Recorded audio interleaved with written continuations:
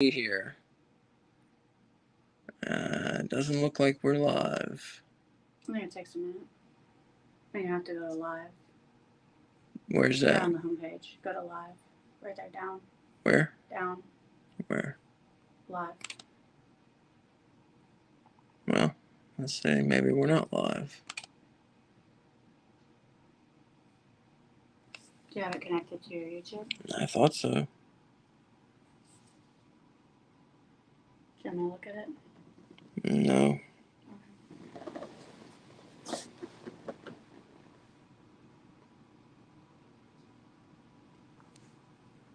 Let's see. I think we're good. Yeah, I thought we were good. Let's see. Should be good.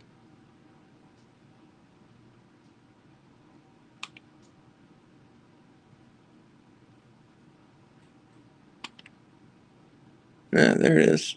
Oh, it says. Oh, that's you though. That's it? Oh no, that's me. That's me. Yeah, just double click on it. You can change the title. Yeah. Or you just were, if you click it. It says collision. Watch along. Yeah, you can change collision.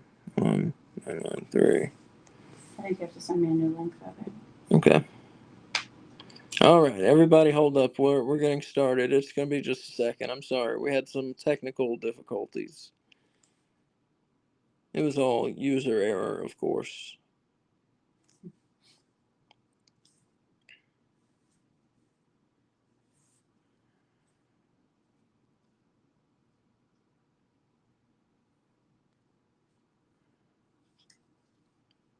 Okay, so send that to. Just a second. I know this is not very exciting. We're gonna get started momentarily here on Halloween Havoc 1993. It is still happening. All right, this one is yours. And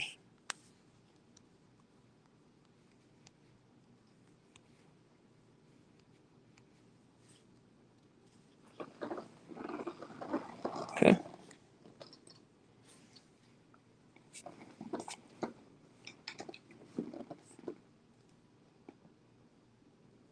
Nope. I joined to say so. Hold on. Mm-hmm.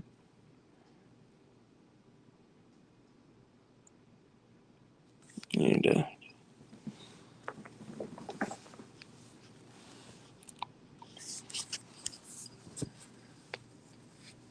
Well, the good news is everybody who might have been here left. So there's no one watching. No. But there are people who are going to watch this later. So do you want to cancel it and just restart a new one and start from the beginning? No. I like just going raw. We had some technical difficulties. We're going to start it in just a minute. We're going with what's raw. This is as low as I can turn off my volume. So do we want to use the volume and mic on my phone? How do we usually do it? You usually turn mine down? Yeah. Okay. And yeah, turn off my mic. Yes.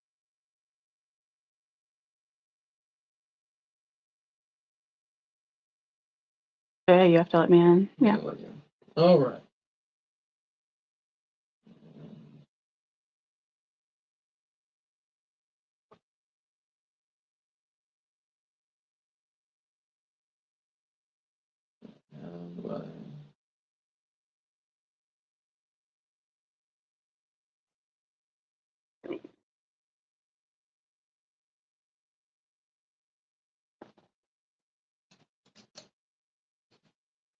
We're very prepared here at No Bones About Wrestling.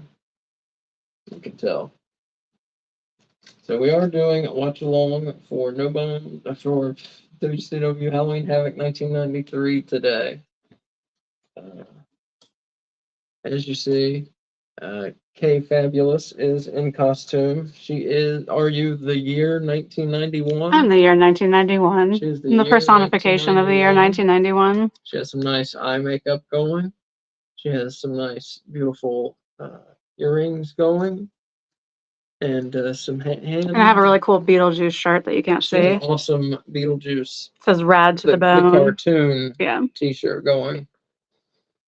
I have a costume somewhere, but And all this trying to get on the air, it's not fucking happening. So wait a minute, it'll happen. Give me a second.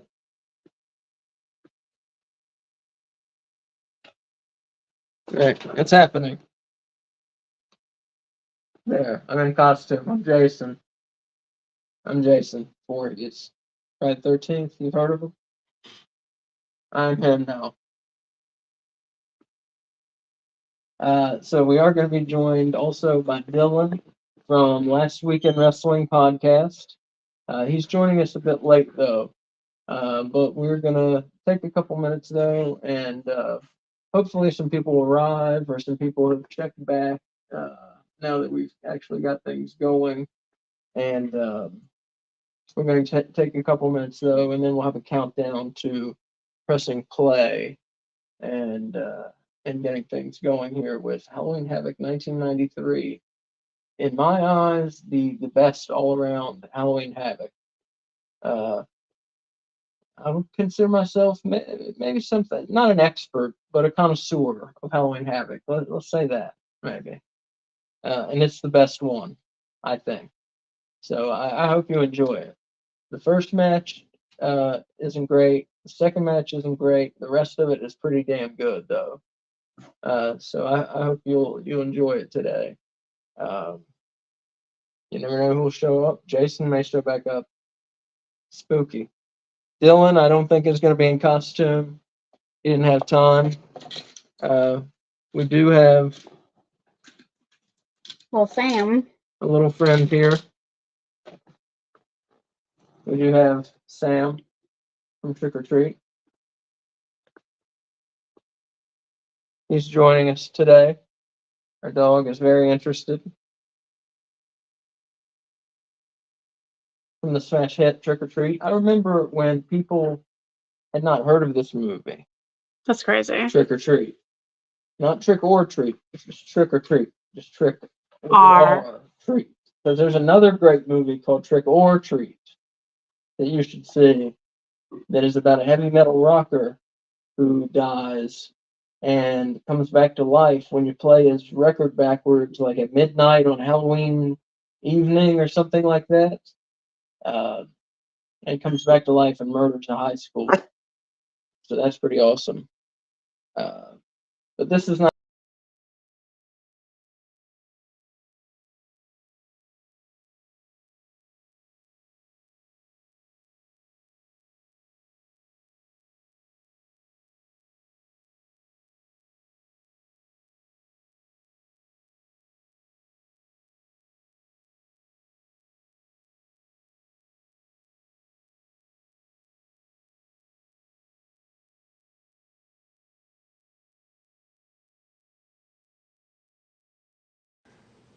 So Sam, even if you do follow the customs, some of the time he will kill you.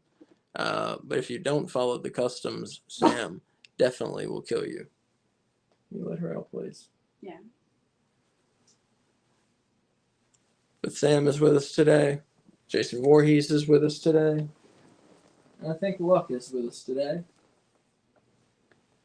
It's going to be a fun watch along. The event originated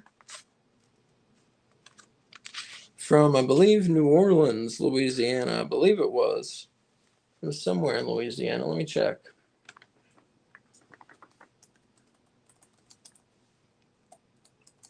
What are you doing over there? It locked me in as you, so I couldn't put it to any of my Twitter or anything, so I didn't have any advertising, so I'm fixing that. Yeah, the Lakefront Arena in New Orleans, Louisiana is where we are for the afternoon. And listening to a podcast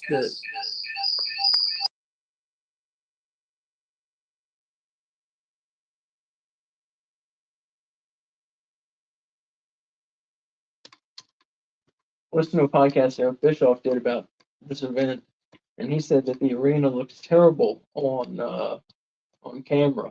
He said it photographs terribly. So we will see. It definitely was not a sellout, I can tell you that. it's a card that warrants a sellout. Like, if we went back in time, if you could buy tickets to it today, it would definitely be a fucking sellout.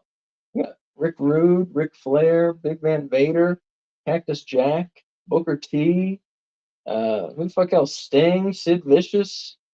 Who the fuck else is on this show? Steven Regal, the British Bulldog. Well, there's one way to find out who else is on this show. Yeah, at some point we're actually gonna stop talking and watch it. That point is gonna be soon. Is it ready? It's all queued up. All right. So if all right, let's get ready, and we're gonna get ready, and then we're gonna have a countdown for you at home to start watching Halloween Havoc 1993 on Peacock. So get it ready. And now we're gonna have a countdown. It is faster if you just search Havoc instead of Halloween Havoc. There you go. Just It comes search up. Havoc. It's the second easier. 1993, of course, being very important. All right, and we're gonna go from 5, 4, 3, 2, 1, play. And this has this great introduction that I love. It's the best one, I think. The best introduction. Yeah. It has a great production value. Great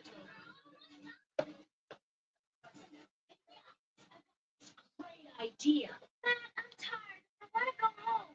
Besides, Halloween Havoc is about to start. Look, you have been picking houses all night long. Now it's my turn. Yeah, that's only because we ended up with 2 pieces of last year's Christmas fruitcake from the last one you picked. Yeah. Whatever house you pick better be good. Good? You want good? This will be better than good. This one will be great. I want that.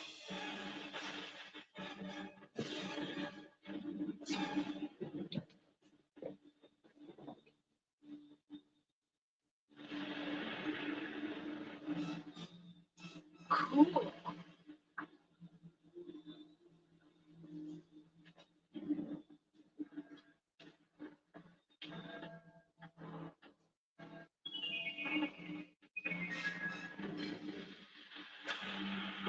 If you're messing with your settings at all, you might want to make it so I can share it on my Twitter, because this doesn't give me the option to add destinations. Okay. Look at it, Matt. It looks like it's haunted. Let's just go home and watch Halloween Havoc and forget all about this. We got plenty of candy already. Well, who cares about candy? I came here to see something scary.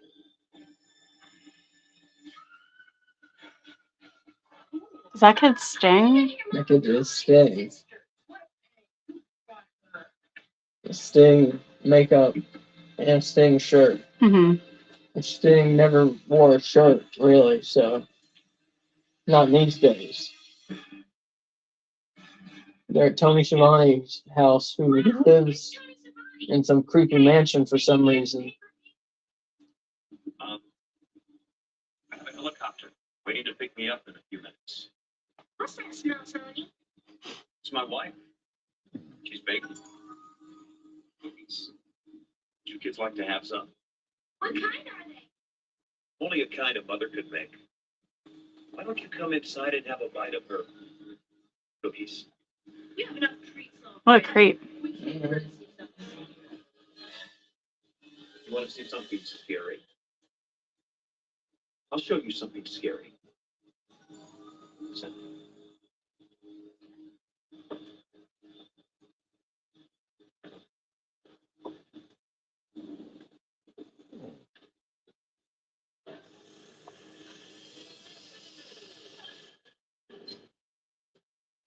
So, you kids want a little fright in your night? Gee, Mrs. Shivani, how did you get up there so fast? Don't you kids know? All things are possible on All Hallows Eve. Frightening. Chilling things like spin the wheel, make the deal. Yes. That's what I'm looking forward to the most. Oh, yeah. That's the highlight of the show. Vader versus Cactus Jack. Many foolish, haunting matches. That's not gonna be scary. If you can't come up with something better than that, we are the Say a rude child. Mm.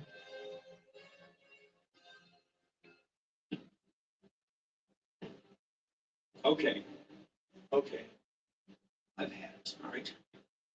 You guys want to be really scared? Get him low.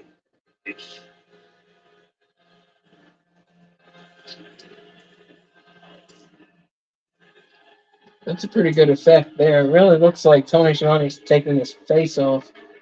Oh my god. Is he going to eat the children? So WCW canon, Tony Schiavone is a child-eating demon. There's the wheel. Just a werewolf. A werewolf? Isn't it a werewolf? I don't know. Or just a hairy demon? Mm-mm. We got some fun graphics. So there were apparently, the graphics are good for this one. So apparently scalpers were selling tickets for pretty cheap to this one. And as you can see, it didn't hit capacity. There's a decent crowd there. There's Eric Bischoff in a Confederate soldier costume. He did not pick that, I heard.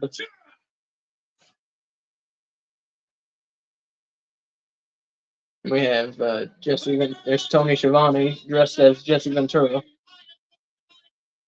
And Jesse Ventura dressed as a mad doctor.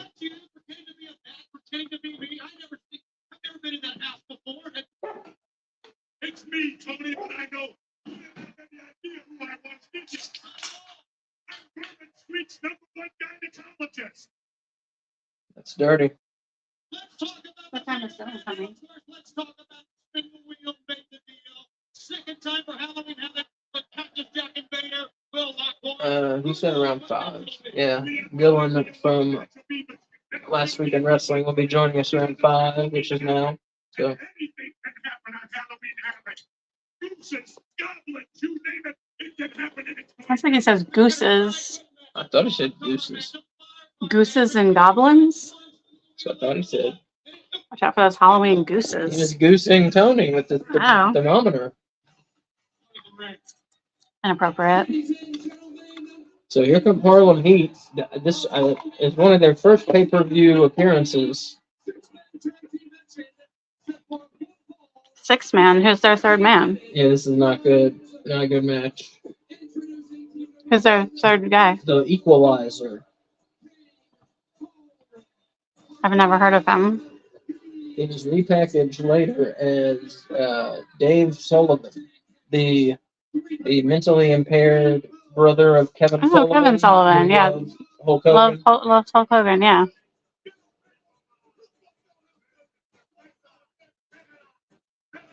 They're gonna rip their face off. Just like Tony Schiavone did. Yeah. I think he was inspired by the intro video. So there's Booker T.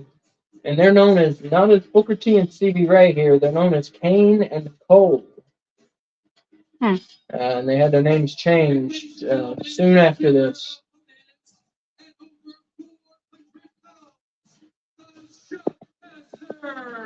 The Shockmaster. Yeah, the fucking Shockmaster. Here he comes. Where's his glittery helmet? He's been repackaged here. What, it's just an electrician? He's a construction worker. Like a bad one? Is that why he's the Shockmaster? Yeah. Charlie Norris packaged as a Native American. I think he might have sued WCW at some point over that.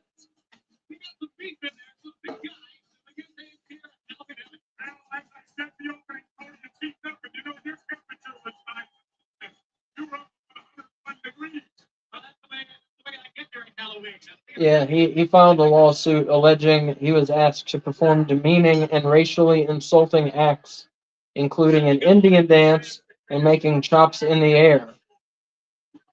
Did he win? Let's see. Or settled out of court? I'm sure. I bet it was settled out of court. Passed away at 57. Let's see. That website has more ads than anything I've ever seen. I've never seen more ads. We're not going to find out what happened. Like, why even have a website at that point? It's just for clicks. So.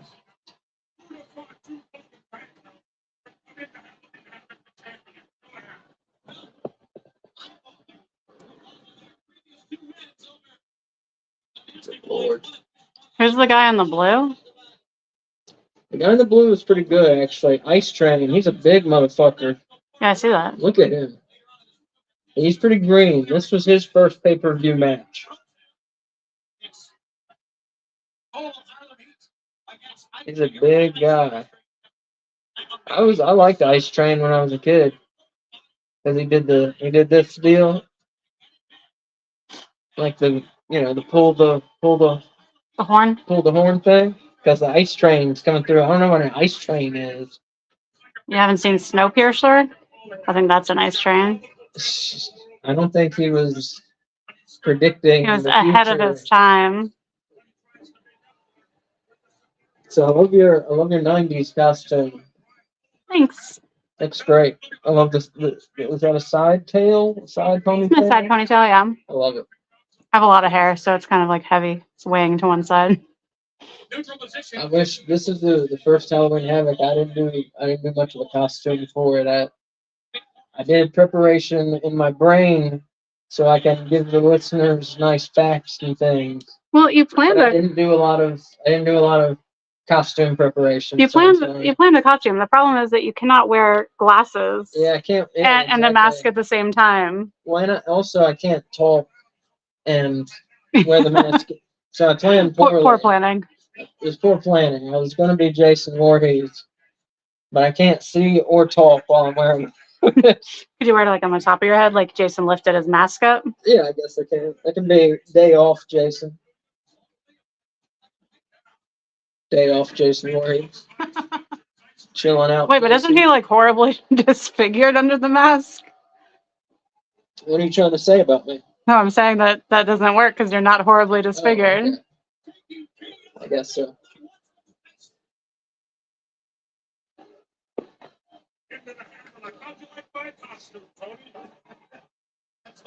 So I don't know if you guys honored the Friday the 13th tradition of watching Friday the 13th movies on Friday the 13th, but we watched 1 and 4. Well, we watched 4 and then fell asleep during 1. We watched 4 and fell asleep before 1 even started. I Yeah. don't think we even put 1 on. No, I heard the beginning of it.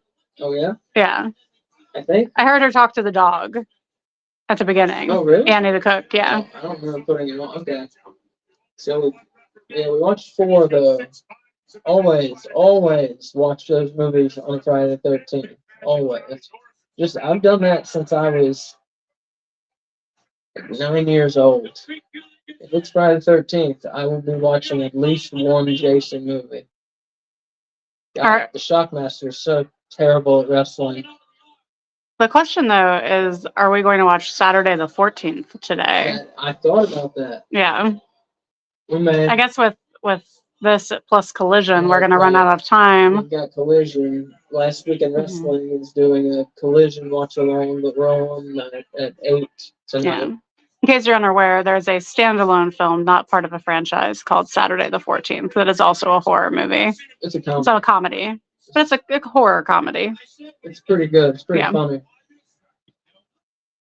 But yeah, Last Weekend Wrestling has a watch along for Collision at 8 tonight. Of course, we had 2 watchers. They both left. But anyways, Christian versus Bryan Danielson tonight for the TNT title. They're going to have a hard time convincing me that Christian's going to win that over Bryan Danielson.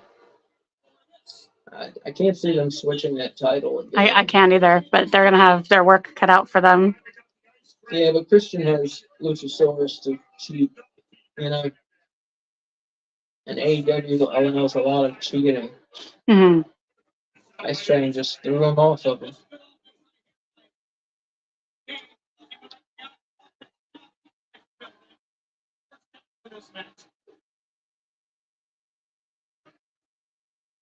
It's a thrilling opener. Yeah, like I said, there's not much to this first match. I'm sorry. We can't erase it from history. It's there.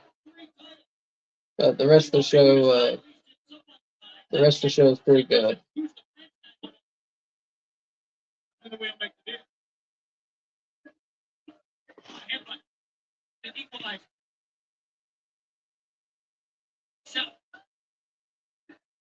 It does feature several people that you won't see on a lot of pay-per-views. That whole face team, Ice Train, Charlie Norris, and the Shockmaster. Shockmaster. Yeah, you won't see either of them on many shows. On The many Shockmaster was pay-per-views. someone else too, wasn't he? Yes, the Shockmaster in WWF, he was Tugboat, and he was Typhoon. Oh, I Yeah, don't think I realized that. yeah. I thought the height of his career was him falling through that wall, No. but he had like a real career. Yeah, real career. He was Tugboat, and then one half of the natural disasters with Earthquake, he was Typhoon. Several times WWF Tag Team Champion, maybe one time WWF Tag Team Champion. Then came to WCW and his career died. He became the Shockmaster. His career died immediately, and then he became known as Uncle Fred for some reason. Uncle Fred? Uncle Fred. And I'm not sure what happened to him after that. Honestly, I have no idea. He kind of, he might have just gone to the independents. I'm not sure what gimmick it would have been. Maybe, I don't know if he could have used Tugboat or Typhoon. I'm not sure.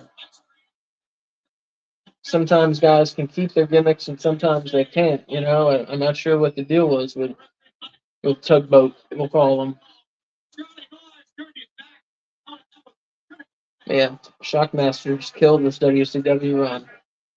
When he fell, it was a Clash of the Champions 24, I think, August of '93. Yeah, if you don't know what we're talking about, you 100% need to look that up on YouTube. Yeah, so the big guy on the face team, the Shockmaster, he made his debut. It was August of '93. And a Clash of Champions, and Sting and Davey Boy Smith for Fall Brawl '93 pay-per-view. They were announcing their mystery partner, and they announced the Shockmaster, and everybody was like, "Who the fuck's the Shockmaster?" And then they say, "Here he comes," and this guy busts through a wall.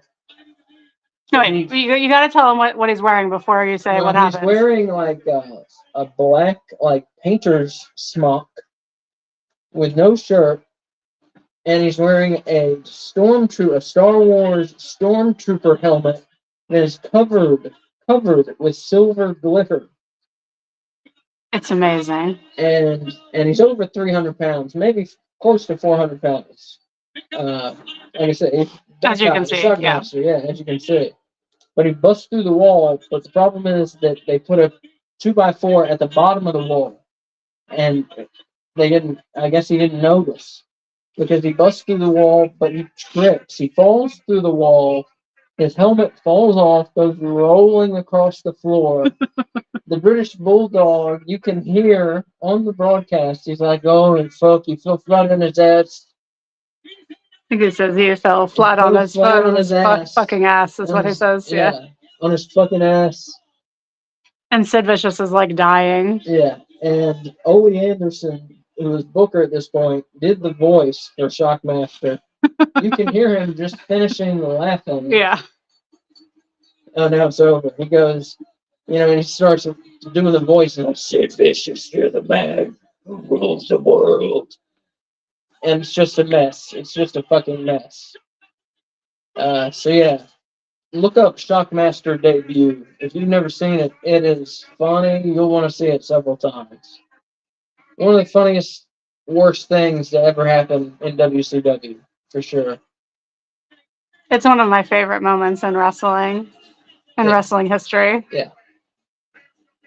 It's delightful. The helmet rolling is extra good. Yeah. And the helmet rolls, he reaches for it, it is out of his reach. He's never going to get it. He's never going to get there. The face is warm while I was telling the Shockmaster story. Wait, so the Shockmaster is a face? Yeah. I just assumed because of his evil Ole Anderson voice that he was not. reason, it's critical matchup for the Ravishing Recruit and Wrestler. And joining me now, Terry Taylor, the man who was chosen by the WCW Board of Directors to be that second referee. And Terry Taylor, let me ask you, a lot of people wanted the job that you have. Why did you politics so hard? Why did you want this opportunity? Well, thank you very much. This is not Halloween outfit. Your description is still for AEW. Yeah, okay, change it here. No, I don't think so. You can try.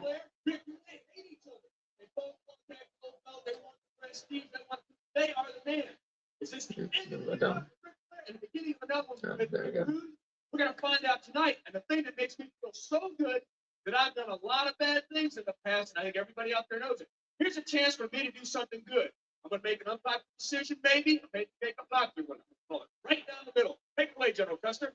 All right, let's get back to the right to Tony and Jesse. Ladies and gentlemen, the following contest, it is set for one fall with a 20-minute time limit. Introducing first. Oh, we're getting to see some of the set. Was this in Texas? No, New Orleans, Louisiana. That's what I thought you said. Why does the spinning wheel make a deal have longhorns? That's a big cool. And there's a cactus, or is that a demon? Looks like an angry cactus, their demon does. Again, a disappointingly low number of people in the audience are wearing costumes of any kind. If you went to a show called Halloween Havoc, wouldn't you wear a Halloween costume? I 100% would wear a Halloween costume, yes. The Halloween Havoc, yes. The assassin's mask is one of the creepiest masks that has ever masked. Why? Because it looks gross. It makes him look gross. Like, it makes me uncomfortable to see that mask. Why? Because it's gross looking. That's as much as you're going to get out of me.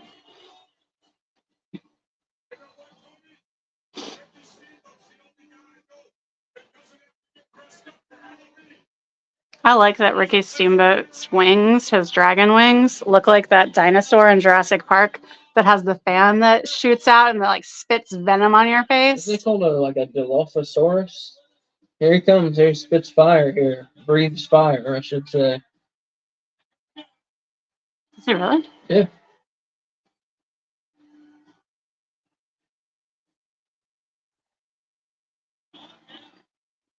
Tony Schiavone It's very loves it. dangerous. Yeah. I have a friend whose beard caught on fire when they were breathing fire one time.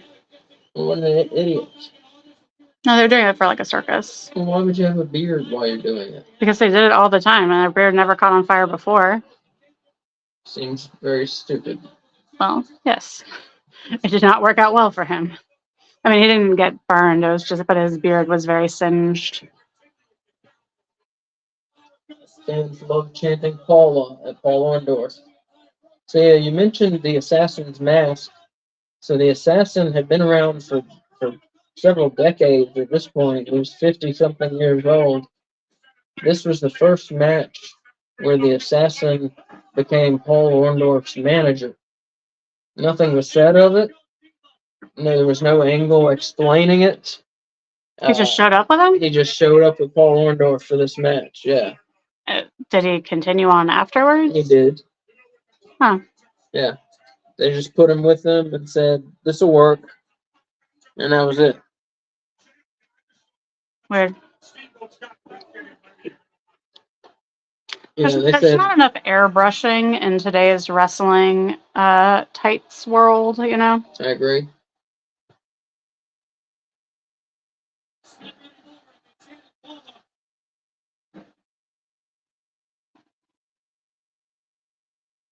Ricky the Steamboat, did they say he was from Charlotte, North Carolina? Mm-hmm.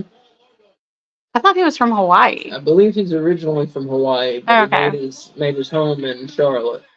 So can we claim him as a North Carolinian wrestler? I think so. I find the conversation of which state has produced the best wrestlers a very interesting conversation. Mm-hmm. So I like to collect wrestlers for North Carolina. North Carolina has Flair, who's really from Minnesota. Steamboat, who's really North from Carolina. Hawaii. We got the Hardys. The Hardys who were really from North Carolina. Yes, we have the Hurricane. We got the Hurricane. Is the dog outside? Yes. What here? Yeah.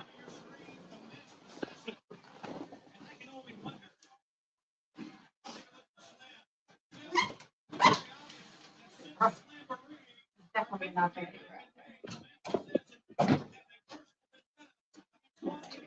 Oh, you're all wet. You're all wet. Get down. She's not wet. Her paws are wet. I say hi down here. I say hi down here. I'm getting your spot. In your spot. Oh, that's mommy's spot. Get in your spot.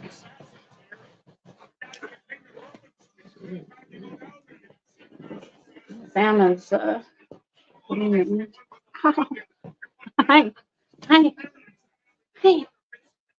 Yeah, we missed you. This is Ripley. She's dressed as a dog. Very good costume. Mm-hmm. She's a little person dressed as a dog. Okay.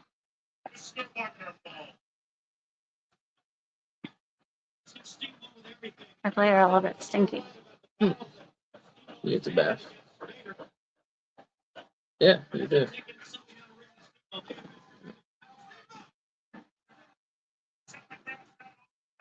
So yeah, this match is good. It's deliberately paced at first, but it's gonna pick up here. And much better than the first match, I'll tell you that much. These guys are both very good. And they start to bring it here in a minute. And then the show really picks up after this match.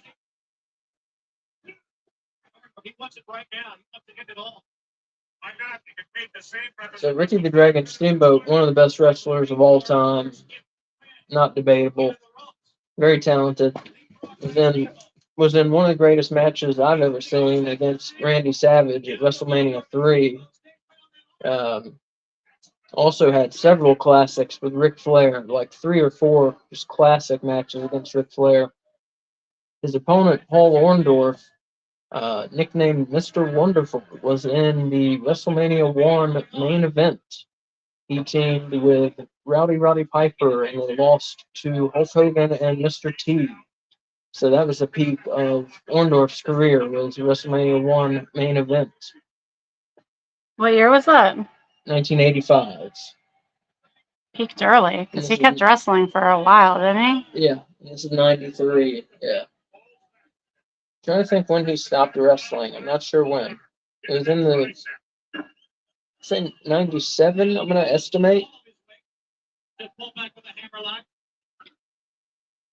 It's not so much about Ricky Steamboat being the high flyer. Right now And Steamboat retired fairly early compared to today's guys, I guess.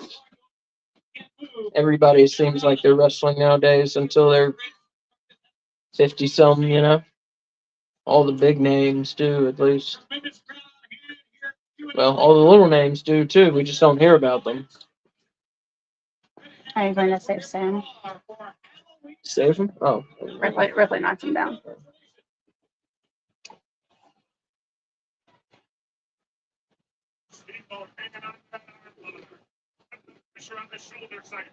Just chilling. Can you see him? Hmm? So can you see him? Yeah, you can see him. Mm-hmm.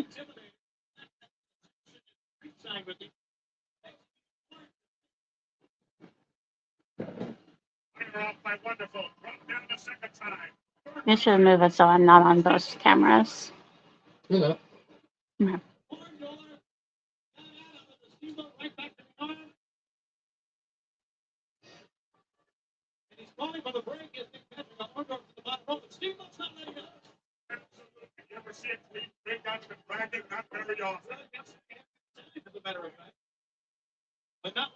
So, Kay, which of the matches are you most looking forward to for Halloween Havoc 93? Vader Cactus Jack. Vader Cactus Jack? Hands down, Vader Cactus Jack. Yeah, but take away Vader Cactus Jack. What are you most looking forward to? The Nasty Boys. Oh, the Nasty Boys match. Okay. I forget who they're wrestling, but it doesn't matter. Just the fact that the Nasty Boys are in a match on Halloween Havoc has me excited. They have a World Tag Team title shot against Too Cold Scorpio and Marcus Alexander Bagwell. I could have worn my Nasty Boys shirt. Could You could have worn your have Nasty been a Boys shirt. 1991 wrestling fan. Well, you can Opportunity change. lost. You can change. No, it's okay. I don't want to miss the wrestling.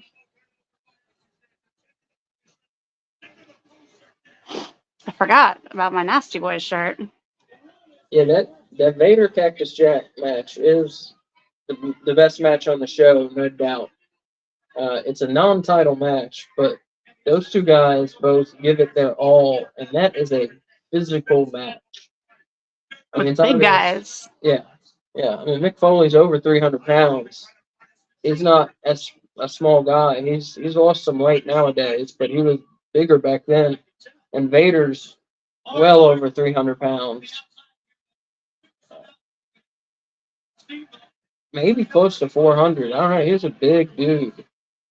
And Vader in that match, not to talk too much about the main event during this match, but in the main event, Vader he's not pulling his punches. He's giving punches to Mick Foley. And they're unprotected chair shots. There's blood. I mean, those guys, they go at each other. It's a physical main event. It's clear Mick Foley told Vader, you know, go at me with the punches, and vice versa. Those two, they give it their all, and it's a great match. And it's the spin the wheel, make the deal, which if you've never seen it, they have this wheel, and it has 10 or 12 different gimmick matches on it. There's a Coal Miner's Glove match, a Prince of Darkness match, Steel Cage, Texas Death, all this, several different gimmick matches. And they'll come out at one point in the show, they spin the wheel, whatever it lands on, that's what the main event match will be. So we have that to look forward to. I always used to love the wheel. It was one of my favorite parts of Halloween Havoc, of course, spinning that big wheel, It's like The Price is Right mixed with wrestling. In case you just missed it, Mr. Wonderful tried to call timeout in the match. I love that heel move, of Yeah, like, right. oh, stop, you gotta stop, it's too much. I have never seen the Dragon Ricky Steamboat so flagrantly turn into a rule breaker. Well, the onslaught by Paul Orndorff early on, and the tremendous animosity these 2 men have had over the past You don't see a lot of finger manipulation back then. Not in America. It's a very European type thing. Hmm. You see a lot of it from the British wrestlers.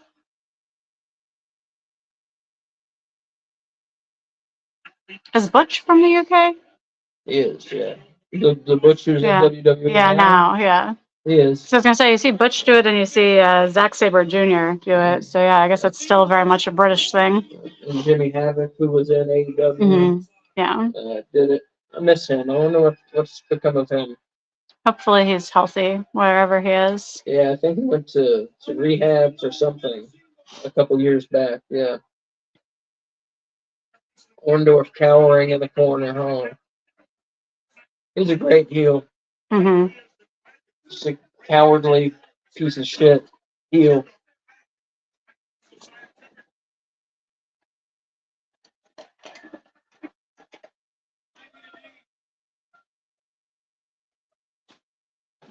I guess that you won't say when your favorites break through. Okay? You say it for me, Kenneth. Why do I need to be redundant here? You're notorious for repeating. We don't have any candy for our Halloween watch along. I have no candy. I ate all Did you eat all the candy? I ate all the Oh, you ate all the candy. That was my way of saying you should bring the candy in here, but you ate the candy. Swedish fish, I ate. Well, then I guess Diet Coke it is. Mm-hmm. Diet Coke and Swedish fish go very well together, I'll tell you that. I'm still not sold on Swedish fish. I realize I ate a lot of them today, but Yes, you did. I don't think I would ever purchase Swedish fish as like my candy The choice. full-size ones are where it's at.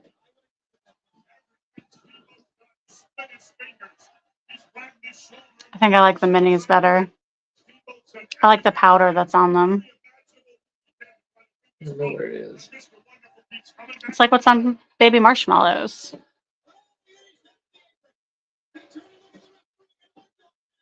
Who do you think's winning this match, Kay? Well, is there any kind of reason for this match before I pick a winner? Like, where did this match come from? Out of nowhere? I think it kind of came out of nowhere. Yeah, I'm not sure what the story is behind it. No. Okay. Well, I'm gonna go Ricky Steamboat. Yeah. Although you said Mr. Wonderful keeps the assassin as his manager, which if Mhm. you were my manager for one match and I lost that match, don't know that I would keep you on as my manager, but I'm gonna still go with Steamboat. You know who wins, right? So I can't ask you who you Actually, think will I'm win. not sure who wins this match. Okay. Who do you think is going to win? I think Steamboat.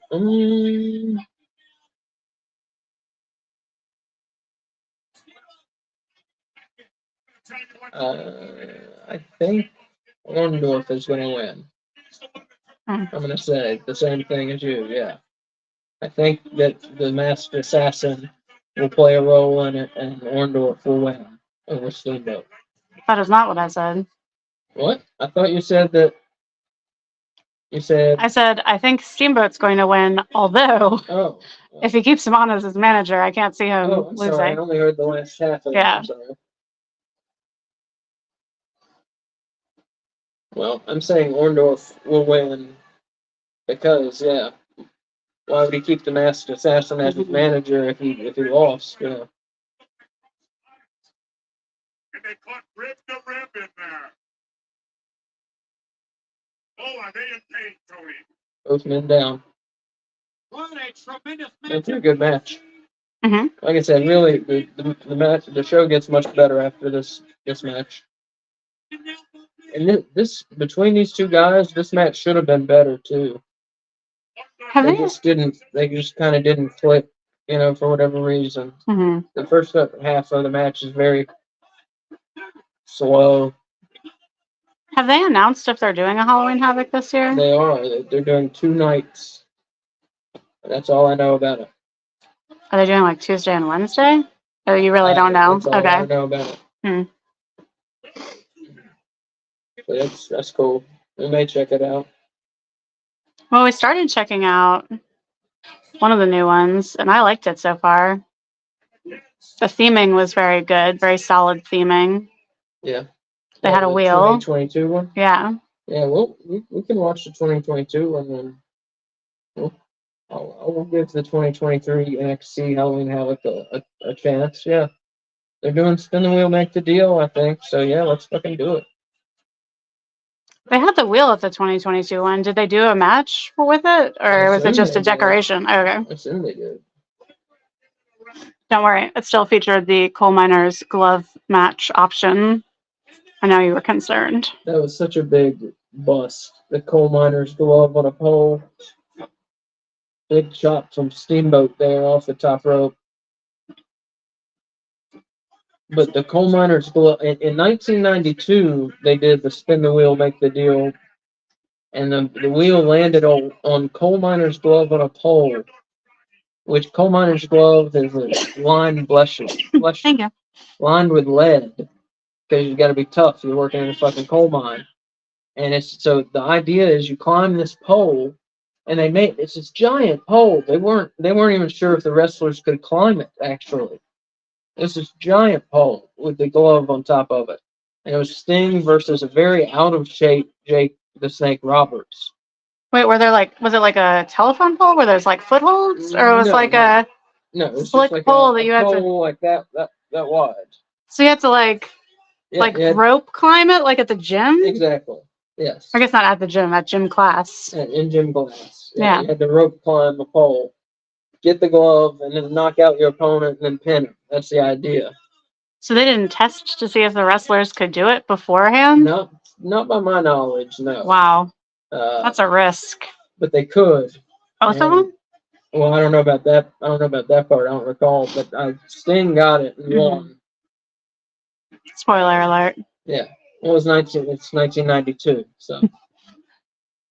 But Sting can climb the pole. Sting was in shape enough to be able to climb the pole to get the coal miner's gloves. And the damn coal miner's glove is on the wheel in this year too, 1993.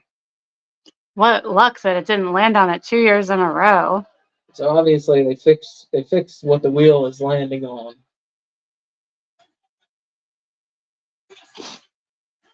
Masked Assassin distracting the ref. 2 count only for Steamboat. Yes, Steamboat's gonna lose this match. Yeah. Yeah. Yeah, I used to love the spin the wheel, make the deal. I was so hyped for it when I was a kid.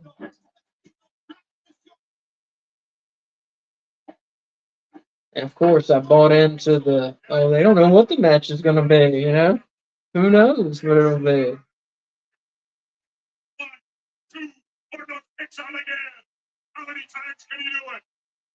I have to say, we went to a local indie wrestling event called Wrestle Draw by AML, America's Most Liked Wrestling.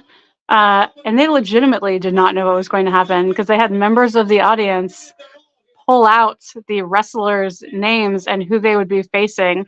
And they did it in front of us. And what kind of match? And what kind of match it was going to be. And it was all done like live on the mic. Asa got to draw a name out. It was so cool. And the fact that the wrestlers could do it and just like call the match on the fly like that, so impressive. That's true. That's true. The assassin put a lead lining in his mask and headbutted at Ricky Steamboat. Did they tell us that, or did we see him put the lead lining in his? Oh. We saw him put something in it, Oh, and okay. he told us. Yeah, he quote loaded the mask. How do you even do that? Like through the eye holes?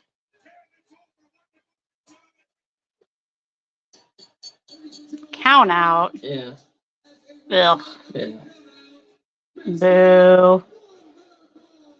God, the mask is so creepy, and like his neck is like coming out of the mask. What's weird is he's dressed like a normal guy. Yeah. He's dressed as just like a normal fat guy wearing a wrestling mask.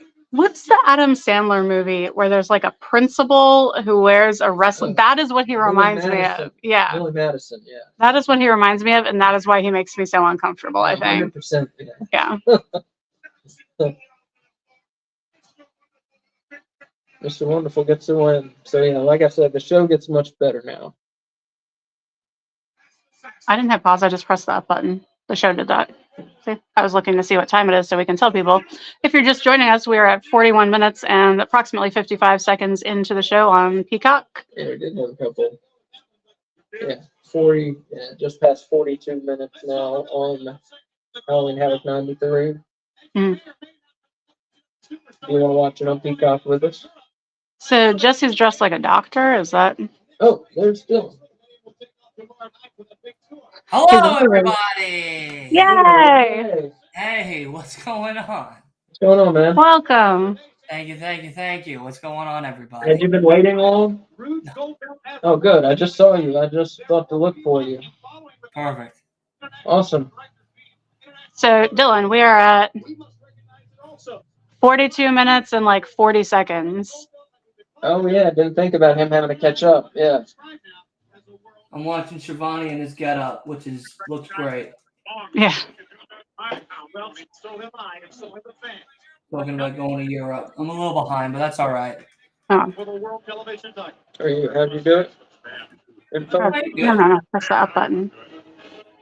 43:03. 43:07.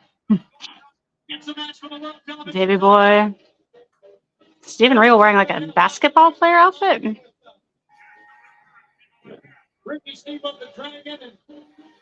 That's what I'm about to watch come out now is Ricky. So I'm gonna Ricky wait for you. Steamboat? No. Yeah. Oh, you're like way behind us then. No. The Davey Boy is Oh, in Davey it. boy. Yeah, and then someone's about to walk out right now. That's where I'm up to. Oh, okay, cool. Yeah, you're with it. Behind, yeah. So what button is it? It's the up button. The 43:46. Yeah, I'm at 44:03. I'll wait till you get there. Okay. Okay. I'll tell you when we get there.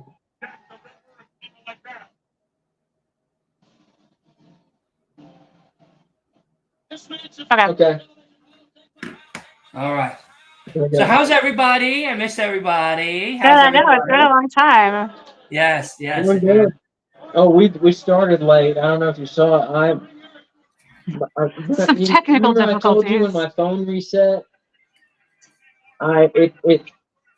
it reset shit for this, you know, for restream. Of course. In my phone, it turned on like the pop-up blocker, blah blah blah, and I couldn't get the settings on that I needed. So we started like 15 minutes late. Yeah. But so that sucks. So hope if there were people waiting for us to start on time, they missed it. So that sucks. But there's one person watching us now. There've been people going in and out.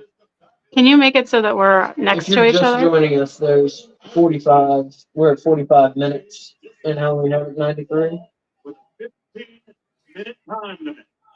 Helping the man in charge of the action is Randy Anderson. And now let's meet the combatants. Introducing first, wearing the red with blue and white. I thought I could make it that way. He is one of the most focused fighters in the world when it comes to us tonight. From Manchester, England, weighing 270 pounds, the challenger, he's the British Bulldog. Was work okay, Dylan? Yeah. Long. Started late because I got home late from the show last night. So What show did you go to? House of Glory.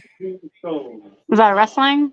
Yeah, independent. Oh, You saw very cool. Daniel Garcia came Oh, out. awesome. Isaiah Cassidy came out. Mike Santana wrestled. Oh, very cool. So Noro Suzuki wrestled. which That's was really awesome. I met a wrestler who him and I are talking as we speak about possibly doing something together. Very I'll talk a cool. little bit more off air because I'm Yeah. Oh, that's awesome. surprise for everybody. But you guys get of course first peek. But yeah, no, that ought to be interesting. And then some other things I really should tell you off air. Yeah, for sure. But the show, fantastic. My first ever indie show.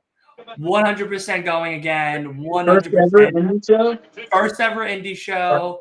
We went to Jamaica, Queens, my old stomping yard. It was so awesome to be back home and to see everybody. Swerve Strickland's coming back, and he's coming December 1st. Oh, awesome. Cannot wait to see him and possibly have a meet and greet option with him. Oh, very cool. Yeah. Yeah. That's awesome. That will be one to stay for. 100%. Yeah. Take like your microphone. Get him to sign your mic. No, I don't want to touch it. I'm actually wearing the Friday the 13th Noro Suzuki Freddie and Jason. Oh, cool. Yeah. Shirt. I'll show you it better because I have a better copy of it. I bought two because I wanted Suzuki to sign it. It was a limited edition. They only made them for the show. So this is the shirt, right? Awesome. Which is really, really cool. And then I see it. Yeah. It's the guy himself. That's very cool. Like honestly, that guy was genuinely a nice dude. He was funny. He goes, hey, how are you? You want me to sign your shirt? I said, please. He goes, so I'm taking it you're a wrestling fan? And I said, well, it'd be weird for me to be here just to get a t-shirt signed, now, wouldn't it? And he goes, it would be. Yeah. So very nice dude. We spoke for like 20 minutes or whatever while he was doing autographs and stuff. Very nice guy. Really down to earth. I never would have thought he was, just genuine. Very nice guy. Mm-hmm. Seriously. It's it was nice to see him. But yeah, very, very cool guy. Wrestled. I mean, immaculate. Seeing him live was He's cool. I like his style. Yeah, like when he was doing the chops, he would make all of us be quiet. He would do the whole shush thing, and everybody, you could hear a pin drop in the arena. And when you heard that chop connect, we all went, "Oh my god! Oh my god! It must hurt! Oh my god! Oh my god!" Yeah, the person he was wrestling was Charles Manson. Yes, Yeah, the totally. serial It's killer, crazy. the serial killer, or maybe serial killer. What? I don't know who would Yeah. want to name themselves that, man. That's in poor taste, really. Hey man, I didn't pick it, so. But Yeah. honestly, not for nothing. He's a champion. He's a Triple Crown champion, I believe, is what he was, or is still currently. And but Suzuki won his match against him, which was great. But Does he look like Charles Manson? not really.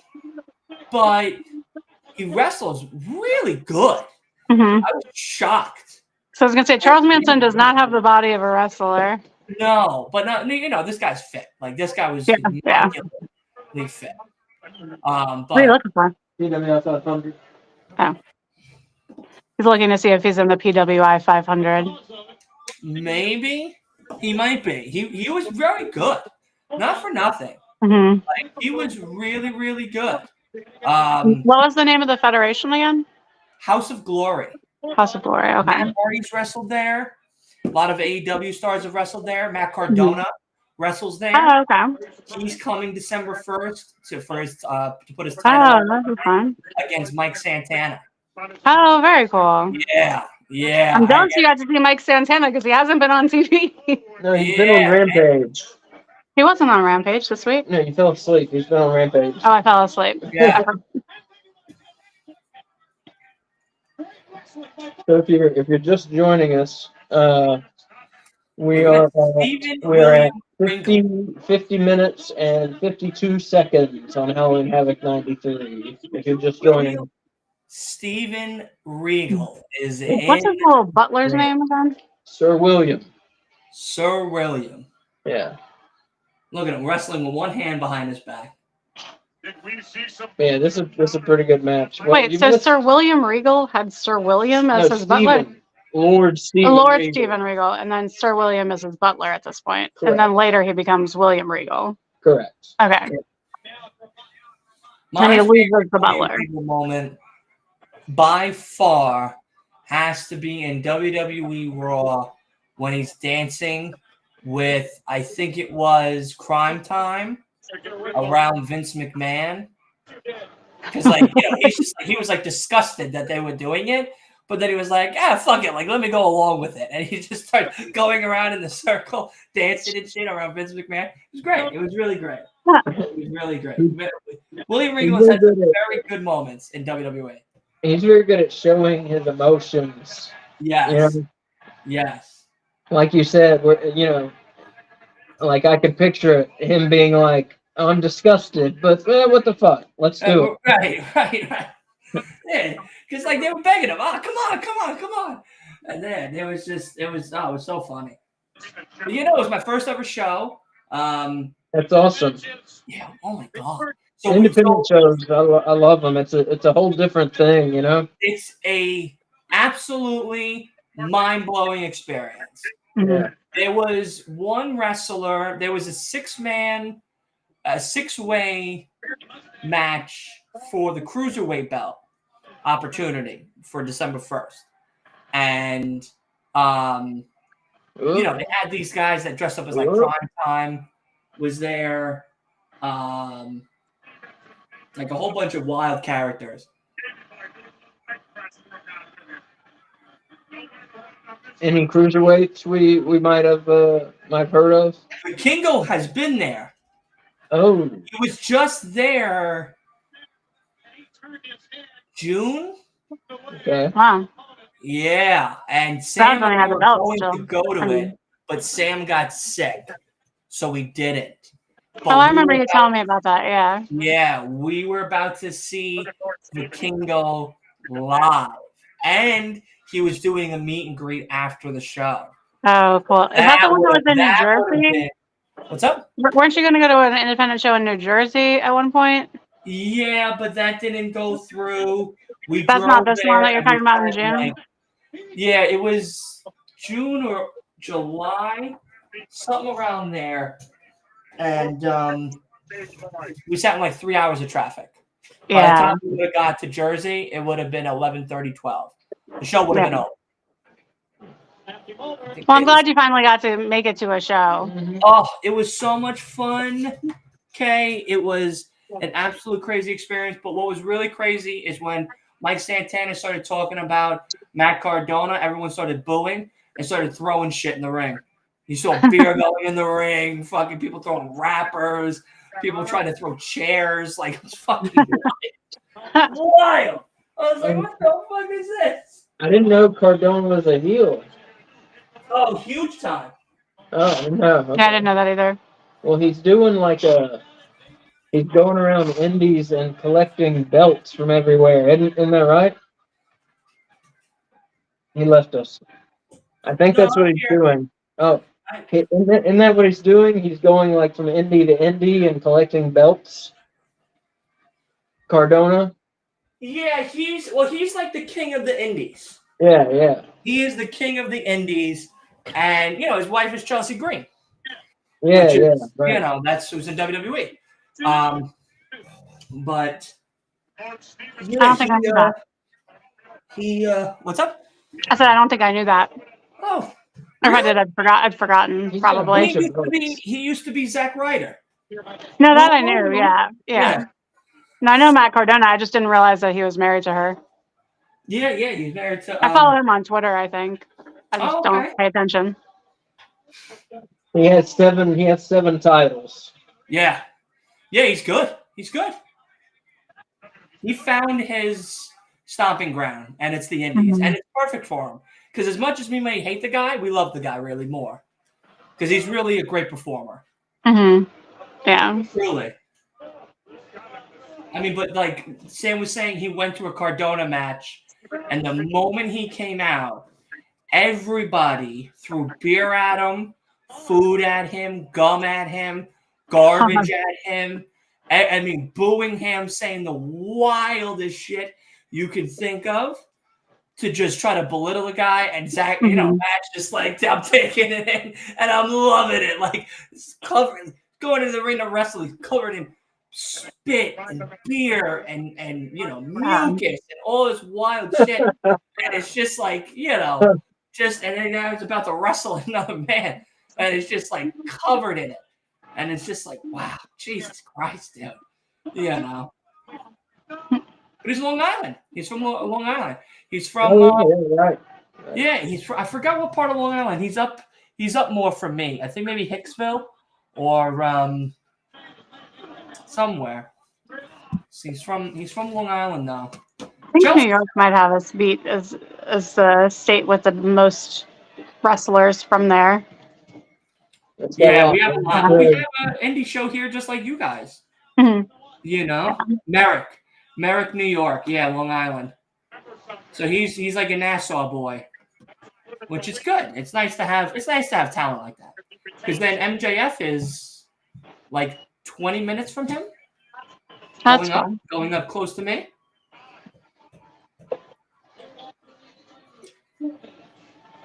What you drinking? On a Palmer from Arizona. Oh, Non-alcoholic. Gotta take a little break until probably full gear. Full gear, I think I will, because Survivor Series I'll be good for and everything. But tomorrow we got a podcast. Tonight we got to watch along and everything. And the next week's going to be a busy week. But now that Nick Adonis is now the general manager of SmackDown as of last night, we might start doing SmackDown watch-alongs again on Fridays. So that I didn't hear that. I heard that. I'd never heard Nick Aldis. Yeah. Adonis? I'd never heard of him. Aldis. Okay. Aldis. He's from Impact. Oh, okay. Oh, okay. Yeah, I'd never heard of him before. He retired. Now he's a general manager. And Abyss might become the general manager of Raw on Monday. Is that another Impact guy? Yeah. Okay. Oh.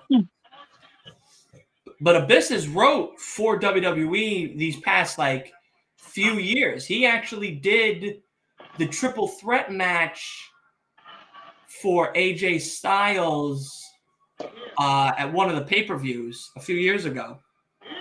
That was very good. That was a very good match.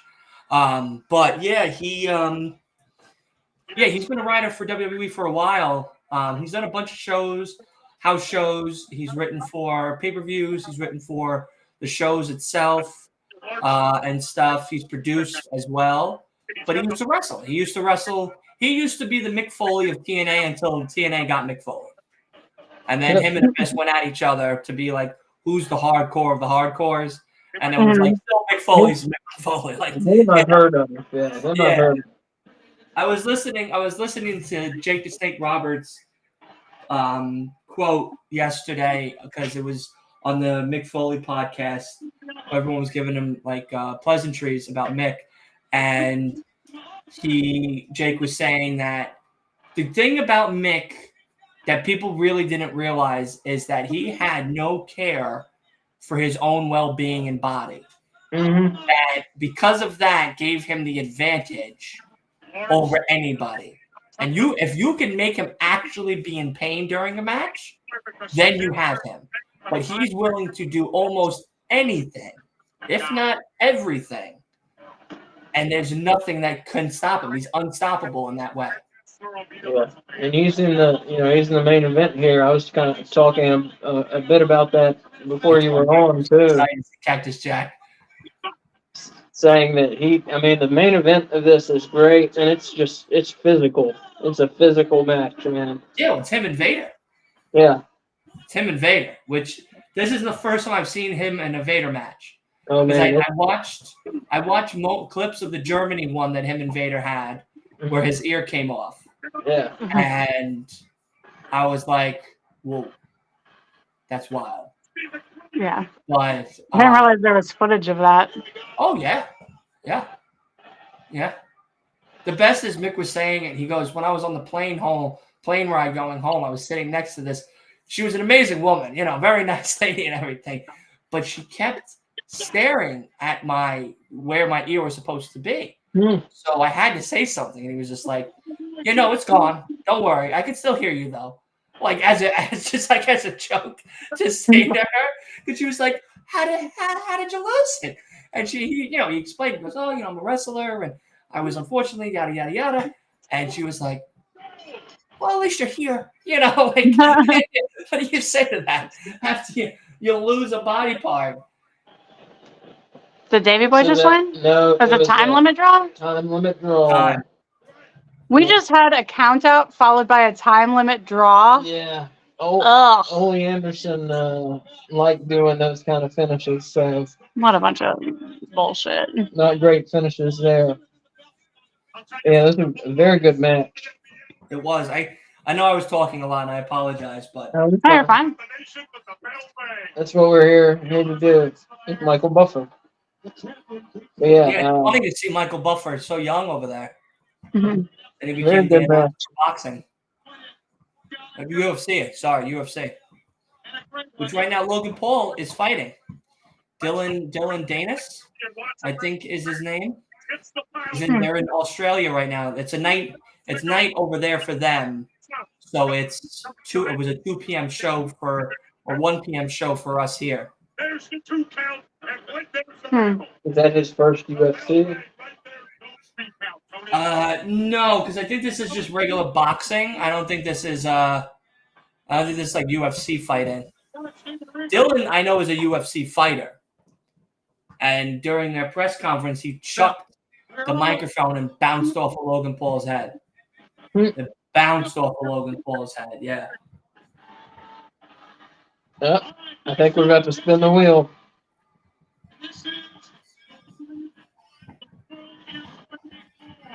Comes Vader. There he is. Big bad Vader. He's a bad boy. Sweetest man, though. Sweetest man in the whole entire world. That's what they say, yeah. So we got First Blood, Lumberjack Battle, cage match, barbed wire match. I quit. Dog collar. Texas bull rope. What's a Russian chain match? I don't know, but I hope it's that one. Oh, I like that the little thing is a knife and Yeah, it's like it's a knife. stabbing. Spinner choice.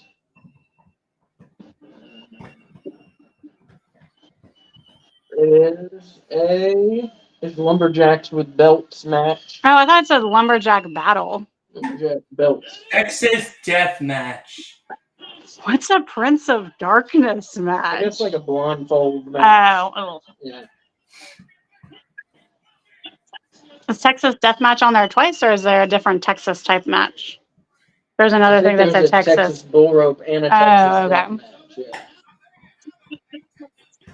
That's why it has the Longhorns on it. I don't know what's up with the Longhorns here. Oh shit! This is probably the second best match on the This show. match I'm excited for. The rest of the card is damn good.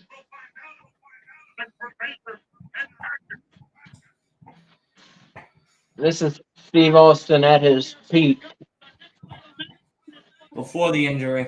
Yeah, before all the injuries, the neck, the knees. He looks so different with hair. Yeah, it really does. So different with hair. He still has that like little bit of swagger in his walk where you can be like, okay, that's Stone Cold, you know? Yeah. Oh yeah. Well, he knew he was the shit. I mean, Yeah. Before other people realized that he knew he was the shit. This is when he's still in the Hollywood Blondes, I guess, based on the jacket. Correct. Yeah, I think Flying Brian was injured at this point, so that's what led to his solo career. Actually, Do you know that Brian Pillman Jr.'s name is changing I for did. WWE? Lexus. What the? Why? King. Why? That's such a Lexus. that's dumb to me. Or whatever. That's dumb to me.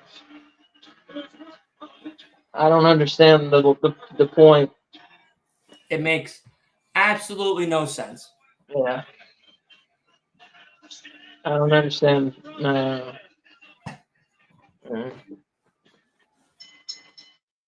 Ladies and gentlemen, we continue with more Halloween Havoc. This match is for the United States Heavyweight Championship. Do you think it's because of how his dad died? In charge of the action. I don't know. He's been Brian Pillman Jr. for years, you know. And now, Yeah, but now he's at WWE. Oh. I don't know. They just I like to hope fuck, they change they it just back like to to fuck Brian with Pillman things, Jr. you know. California. I really hope that they put it back to Brian Pillman Jr. Former tag It'd team. be so. That's such a great money grab, Ladies and gentlemen, and his ability. You're wasting potential now. Yeah. I didn't realize Colonel Parker was with him. Well, he's not. It says with Colonel Parker, but he's not actually physically with him. No, but I mean, I didn't realize he was managed by him. Oh, he was. I'm not sure why he's not with him here, but yeah. Dustin, this is looks probably Dustin more- Rhodes at his peak too. Dustin Rhodes looks more like Dusty Rhodes than Cody does.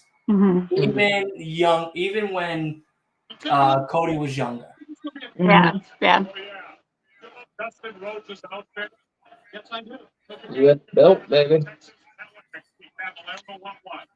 Set to go for the U.S. title. We got spit on last night. You remember our Me and You Sam, did? a bunch of people in the crowd. Yeah, these two guys that look like Crime Time came out in that six-way cruiserweight belt, and he, tried to do like the Triple H thing. So he, drank a whole bunch of water and then he spit it all in the crowd. So the whole front, like the first four rows of us got it, and then he spit again. Oh my God, that's gross. I screamed out. I'm like, "What the fuck is wrong with you? Get him the fuck out of here! What the hell is the matter with you?" I was like, "You got fake ass Timbs on. You got aluminum foil chains on. Get them the fuck out of here! What the hell is this? You just gave us COVID, you idiot!" Like, I was just Yeah. thinking, like, time of COVID, like, that's not a cool entrance anymore. what was this shit?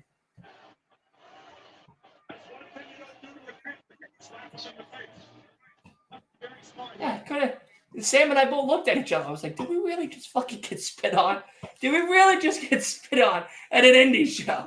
And there was children that got spat on. There was children behind us. There was another set of children behind them, and then like grown-ups. And I'm like, jerk off. Do you understand? You just literally split splashed the whole fucking first row with your fucking germs. Great job. Yeah, I would not be okay with that either. Yeah, that's gross. I was like, oh, I couldn't believe it. And then there was this one. He belongs. I honestly, the manager belongs in the righteous because he preached like somebody from the righteous in the best of ways. He was like, "You need to know good to be good," and we were like, "What the hell kind of bullshit song is that?" And then he came out. He told us that candy was the devil, and that if we ate it, we all hail Satan, and it's bad for you. It's gonna make you fat. And they pointed out a fat guy, and he goes like that piece of shit right there. And I'm like, Jesus Christ, like unbelievable. And but he was wrestling the guy named Sweet Cheeks, was the wrestler's name, and he came out. And his whole gimmick is to throw candy into the crowd. So he had a big brown bag, and he's throwing out Kit Kats and Reese's cups and Butterfingers, and then he's eating a lollipop while he's wrestling. So now he's about to do.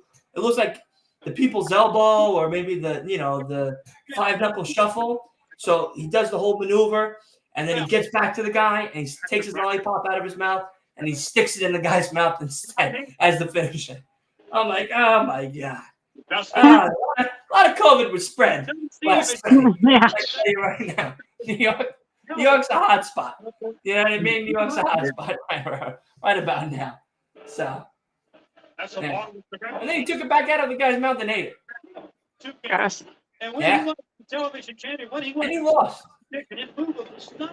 He lost. So when he was coming out, he was coming back through the guardrail. He was coming through the crowd or whatever. I looked at him. I grabbed him by the shoulder and I go, "Sweet ass, what the fuck? How'd you lose the match like that? Unbelievable." And he's like, "Oh, yeah." I just walked out. It's like, holy shit. Beautiful move by Stunning. His name was Sweet Cheeks. Sweet Cheeks. I'm like, "Hey, sweet ass, sweet ass." Yeah. They had one women's match the whole night. I thought Tony Khan was booking this show. Yeah, I really did. I was like, well, guess Tony Khan's here because there's a whole bunch of AEW stars and only one women's match. So, I was waiting for him to come out. Good? What? Was it any good, the women's match? It was. They did how they finished it though was a disqualification. The girl that came out with she came out in a Black Panthers movement was like the group or whatever, and from the match prior. And she was wrestling the Spanish girl, and the one girl had like a baton or a pipe or something, so she gave it to the Spanish girl, and then like dropped to the floor while the referee was down, and like started to play possum. And then the Spanish girl picked her up, gave her the pipe, and she lay down, waiting for the referee to come up, but the referee's still not coming up. So then all of a sudden, finally, the ref started moving, so the girl did it again. They gave it back to the Spanish girl. So then she gave it back to her. She fell down. The ref was like, "Are you kidding me? Why would you hit her? Unbelievable. Unbelievable. Ring the bell. Disqualification. Disqualification." She's like, I didn't hit her. We're all screaming out, "She didn't hit her. What are you doing?" But no, it was, I tell you, it was an absolutely amazing time. Yeah, I can tell you it's fun. It's a great time. I love it. Yeah. We got one coming up next week that we gotta miss. I gotta work. Who's on the card? Nobody you'd know. No, No. Jake Hager's on the Actually, no. card, I'm isn't sorry, Jake Hager. Oh wow. Jake Hager. Yeah. And Brutus the Barber Beefcake. Bruce the Barber Beefcake is going to be there, but he's not wrestling. He's not wrestling. Yeah. Yeah, we didn't know Isaiah Cassidy was coming out. Oh, that's cool. That's how they started the show. I was like, why does that music sound familiar? And Sam starts grabbing me, guys. He's like, it's Isaiah! It's Isaiah Cassidy! It's Isaiah Cassidy! That's And cute. I'm like, oh my God! I bet you he brought Matt Hardy. I bet you he brought Matt Hardy. But he goes, but I got someone else from New York. He's a little more north than anything. And I heard Daniel Garcia's music go off, and I go, no fucking way. No fucking way. And Daniel Garcia comes out, and of course, what does he do? The dance. I got it on video, and I sent it to Asa. I sent him the video of him doing the dance. I haven't watched it yet. I'm sorry. Oh God, yeah. I was like, I bet you if I send this to Asa right now, Asa and Kay are gonna lose their shit because it's just like they don't like the dance, but they're gonna have to watch it tonight for sure. I'm gonna watch it. Yeah, no, you need to. It was so funny because Isaiah was like, "Oh, do the dance, do the dance." We're all chanting, "Do the dance, do the dance," and he was like, "Nah, I'm tired. Tony's got me working. This, that, and the third." And we're like, you're a pussy. This, that, and the third, screaming at him. And then Isaiah's like, "Look, what if I do the dance with you?" He goes, No. We don't need that. We don't need that. So we're all like chanting, we're chanting, and he goes, "All right. I'll do the dance only if December 1st I get a match with so-and-so." And we're all like, hell yeah, do the dance, damn it already. Just fucking do it. And he goes, all right. And he does the dance. And I'm like, oh. Unfortunately, because we were sitting in the front by the entrance, he was doing the dance to the crowd going that way. Did you get anything on your head? See him do the dance. I saw his backside doing the dance. But it was still great, man. It was still great. It was so worth it and so much fun. I mean, I 100% recommend House of Glory. But yeah, there's a lot of really cool stuff I need to tell you off air because that's if things work out, it's going to be very big come 2024 for Last Week of Wrestling podcast. Oh, very cool. Yeah. Did Cassidy wrestle? What's up? Did Isaiah Cassidy wrestle? No, he just came out, but he comes out, right? And he's about to do a dance, and he busts his ass right at the entrance. And of course, I caught it. I caught it on film. So I have it forever. And I put it on YouTube Short. I put it on TikTok. I put it everywhere. And I was like, damn. Can't believe he busted his ass right there. But it was funny. He was a trooper about it. He was like, "Did y'all just see me bust my ass right there on the entrance?" We're like, "Yeah, we did. Yeah, we did." He goes, "I didn't mean to do that. I really did. I really didn't mean to do that right there." And I was like, "Oh man." But the shirts were really cheap. Everything was about $30 for the shirts. Normally they're $50. And everything, But yeah, no, really great time.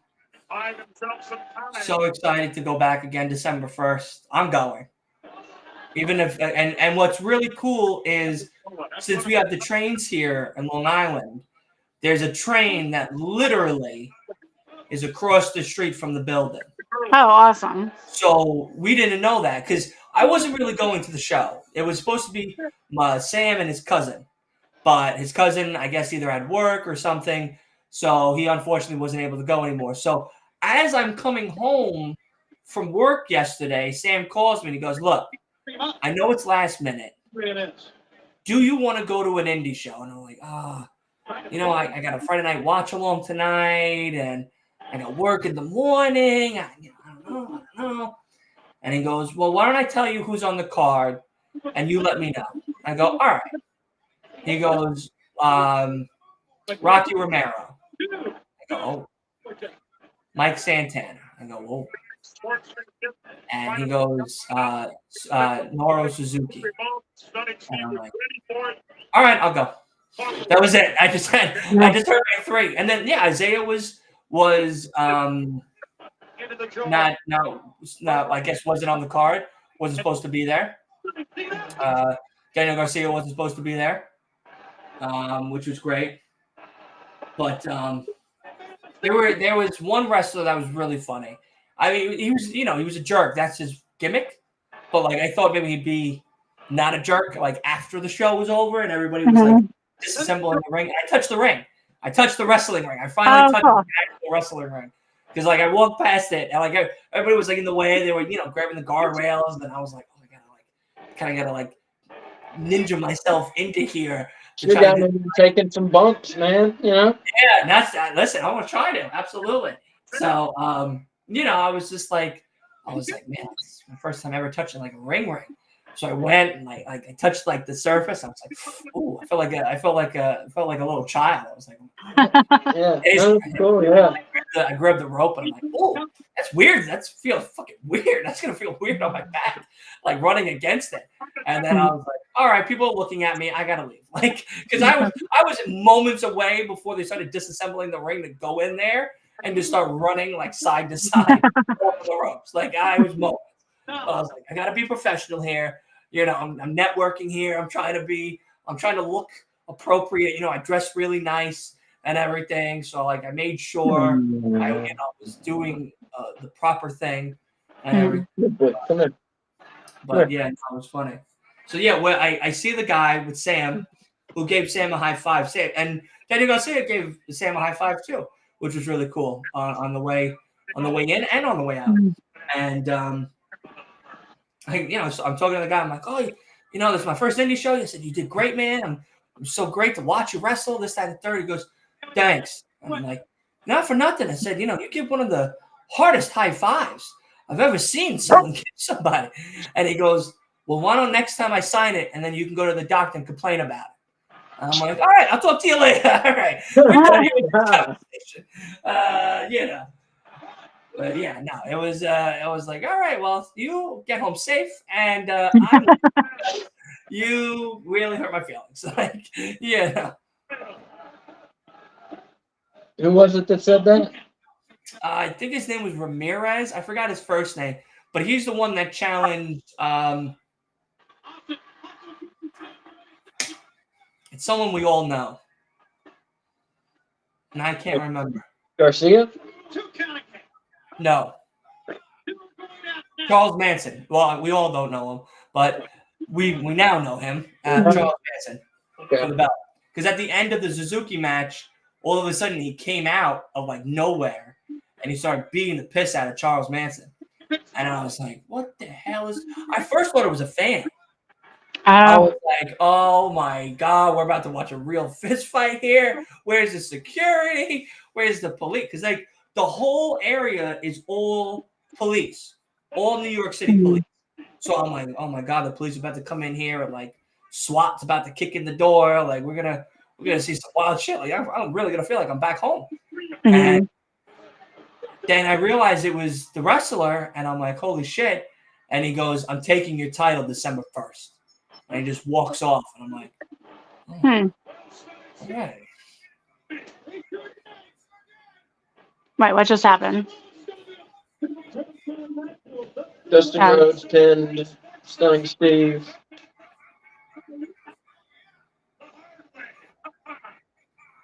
Dustin won, though. Dustin won. Stunning Steve has stolen the belt.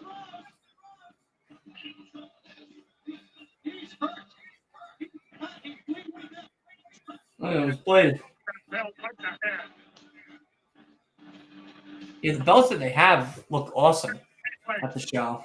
Oh, yeah. The tag team belt was really cool to look at. The championship one was really cool to look at. Now the referee counted 3.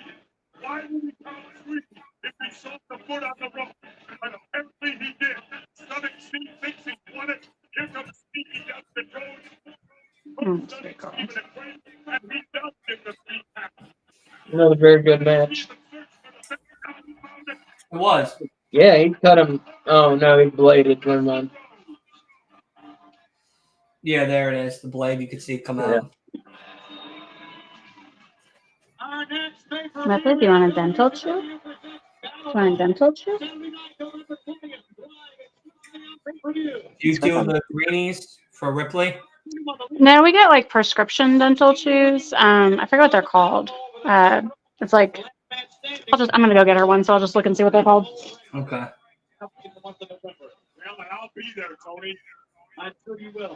It's funny that Jesse Ventura is there as an announcer tonight. World Tag Team Championship. Why? No, it's just funny. That's all. Because like he's been a part of pro wrestling for like a very, very, very long time, and now him in WCW is just it's very funny to see him. There. Please, can you not be near the wires? All these wires, you're gonna hit something and turn off all my stuff. Yeah, this is good.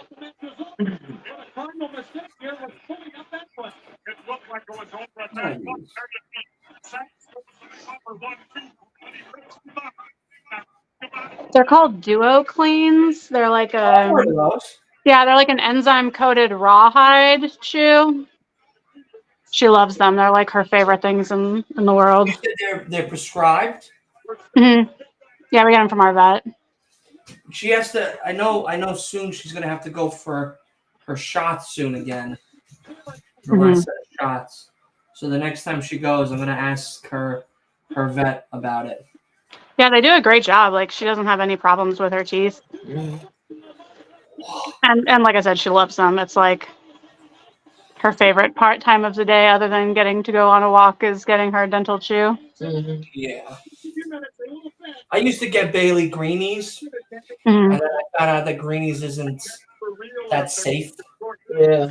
For the digestive system. Yeah. I stopped, and then we give her the milk bones or whatever. Mm-hmm. She's good with that. She has no problems with that. But those upset Ripley's stomach. The milk bones do. Some dogs are sensitive. Like this, Mm-hmm. the collar that's around Bailey is from what the hell is it? It's it's like that $50 flea collar.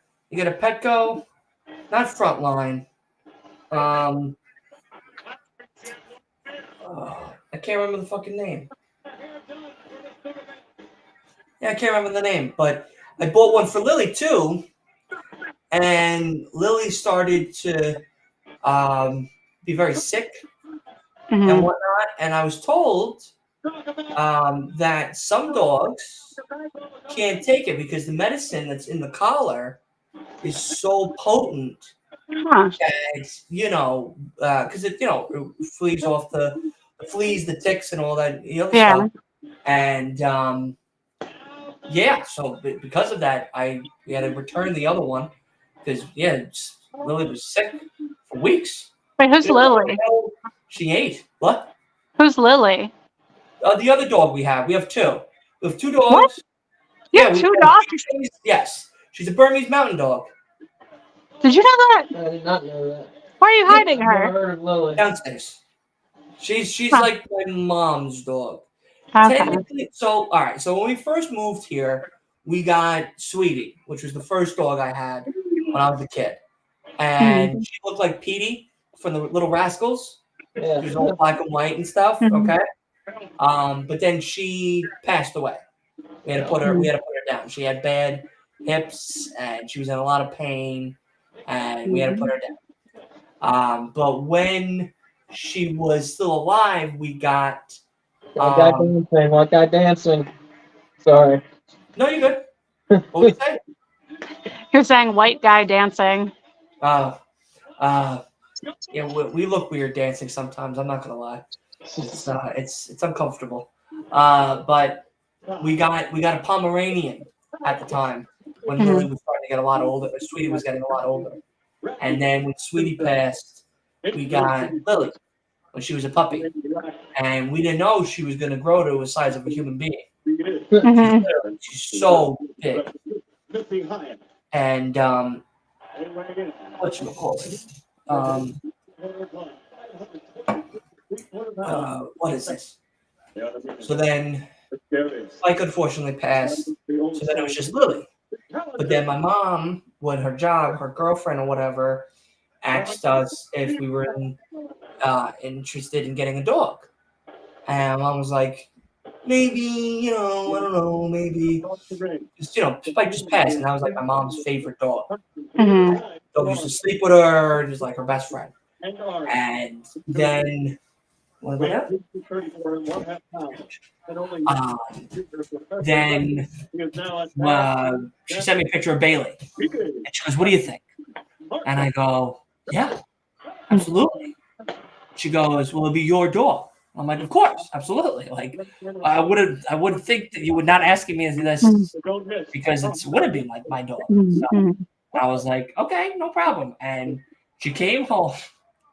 She came home, and for like the first 2-3 days, she was a terror. Bailey was a terror. Really? Because she used to live in a crate.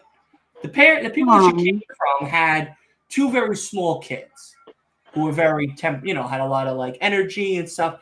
And Bailey has a lot of energy, like a lot of energy. And she likes jumping on people. She needs to be the center of attention. She's a very stubborn dog.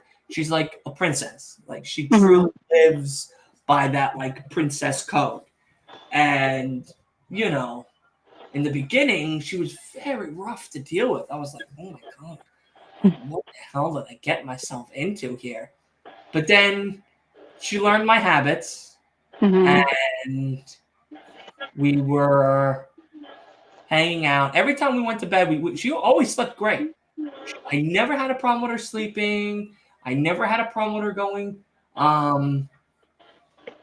causing too much problems. But yeah, she was a terror. And then eventually she started to calm down a little bit, not much.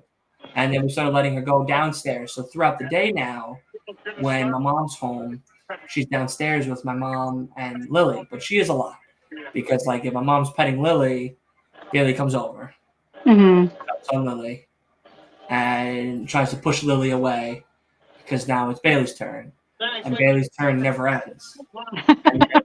Yeah.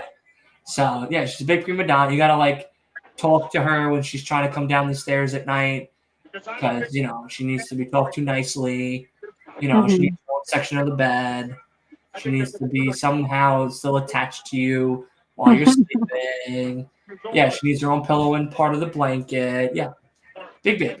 So, and I feel bad because I put her in the crate sometimes, and all I'm doing is thinking of her. So I'm like, I want her here, but she is a lot. She is a lot. Like when Sam comes over, she doesn't see Sam no more because she got too much. She'll jump on him. She'll bring her ball to him. She'll try to see what he's doing and have all the attention on her. She's a lot, but she's my baby, and she turns 3 in January. Yeah. But we have Lily, who's downstairs. Then we have 2 cats as well. I knew you had cats. I wasn't sure how many, but I knew you mentioned that before. Okay. The one cat is the longest living animal that's been in this house. She has outlived 2 dogs, another cat, as well. How old's the cat? 20? 20. Whoa! At least 18? 18, yeah, 18 to 20, somewhere around that. Yeah, she's outlived Sweetie. I had a cat live to 17, yeah. And another cat lived to 16. Yeah, no, this one's still, she's still kicking. Wow. She's outlived Sweetie. The first Spike that we got, the first Pomeranian we got her from a kennel, but we didn't know that she was sick. So 2-3 days later, he passed away because he was sick. Aww. Yeah. So then we got another one of Spike. So Spike Senior or Spike Junior, really, as we called Spike, is the Pomeranian. She outlived both those dogs, Sweetie, and we had another cat, Jada, and she outlived Jada as well. She's outlived 4 fucking animals. We got Sweetie, and then I think we got Sassy, the cat that's the longest living animal here. a month after Sweetie. Maybe we got her before Sweetie. She might actually be the first animal to live in this house. So, yeah. Which is, it's unfathomable that she's outlived 4 animals. Yeah. Like, crazy. And she's like the same age as Willie. Because didn't Willie just turn 20? Yeah, Willie's like 20. Yeah, exactly. My cat and him are the same age. It's insane. It's absolutely insane. Crazy. Yeah, shout out Willie. You Yeah. know, but like, it's wild. Wild. But hey man, that cat might be immortal, you know? I don't know. We got a cat that's immortal. I don't know. It's a solid deduction. My father, for Christ's sake, you know, like Jesus, like, you know, it's crazy. I with my grandparents, like it's unbelievable. So if you just recently tuned in, we're at an hour 34:47 on Halloween Havoc. To watch it on. You're watching Buff Bagwell beat. Which one is that? Is that Knobs? That is Sags. Sags. Sags is the one with black hair. Yeah. Knobs is the blonde, nasty boy. Nasty boys. I love the Nasty Boys. Yeah. Do you Nasty really? Boys. I do. Yeah. She has the Nasty Boys shirt. I do. The Nasty Boys, you will always get what you paid for. A good brawl. You know, they're solid brawlers. And they're nasty. They live up to the name. They live up, yep. They will always bring a good brawl. Yeah, we got a girl coming on tomorrow for the watch along. I mean, for the podcast. Oh. Yeah, I'm very excited. So I'm excited to have her on, and we have a lot of fun topics to talk about. We actually, you want to know something really crazy? Thursday's podcast that I had on Mike from Suplex Media. You want to hear that? He used to work with Al Snow side by side from where he's from. He was one that trained Ruby Soho and trained someone, I can't remember the guy's name now, but trained those two, worked side by side with Al Snow for like 6 years, I believe. That's cool. Yeah. And did a lot of actual like independent work. It's funny because he kind of the same way that I just did last night, he did the same method. So he went to an indie show.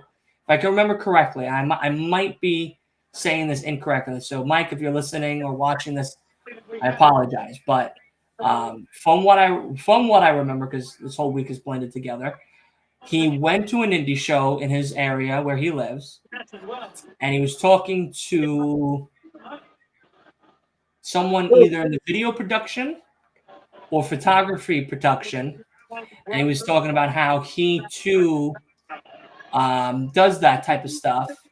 And they go, well, why don't you come and shoot for us one day? So he came one day to shoot, and then after that one day, they had him come back every single time. And then I think he started writing shows for that independent show. Oh, that's awesome. Yeah, it's not AML,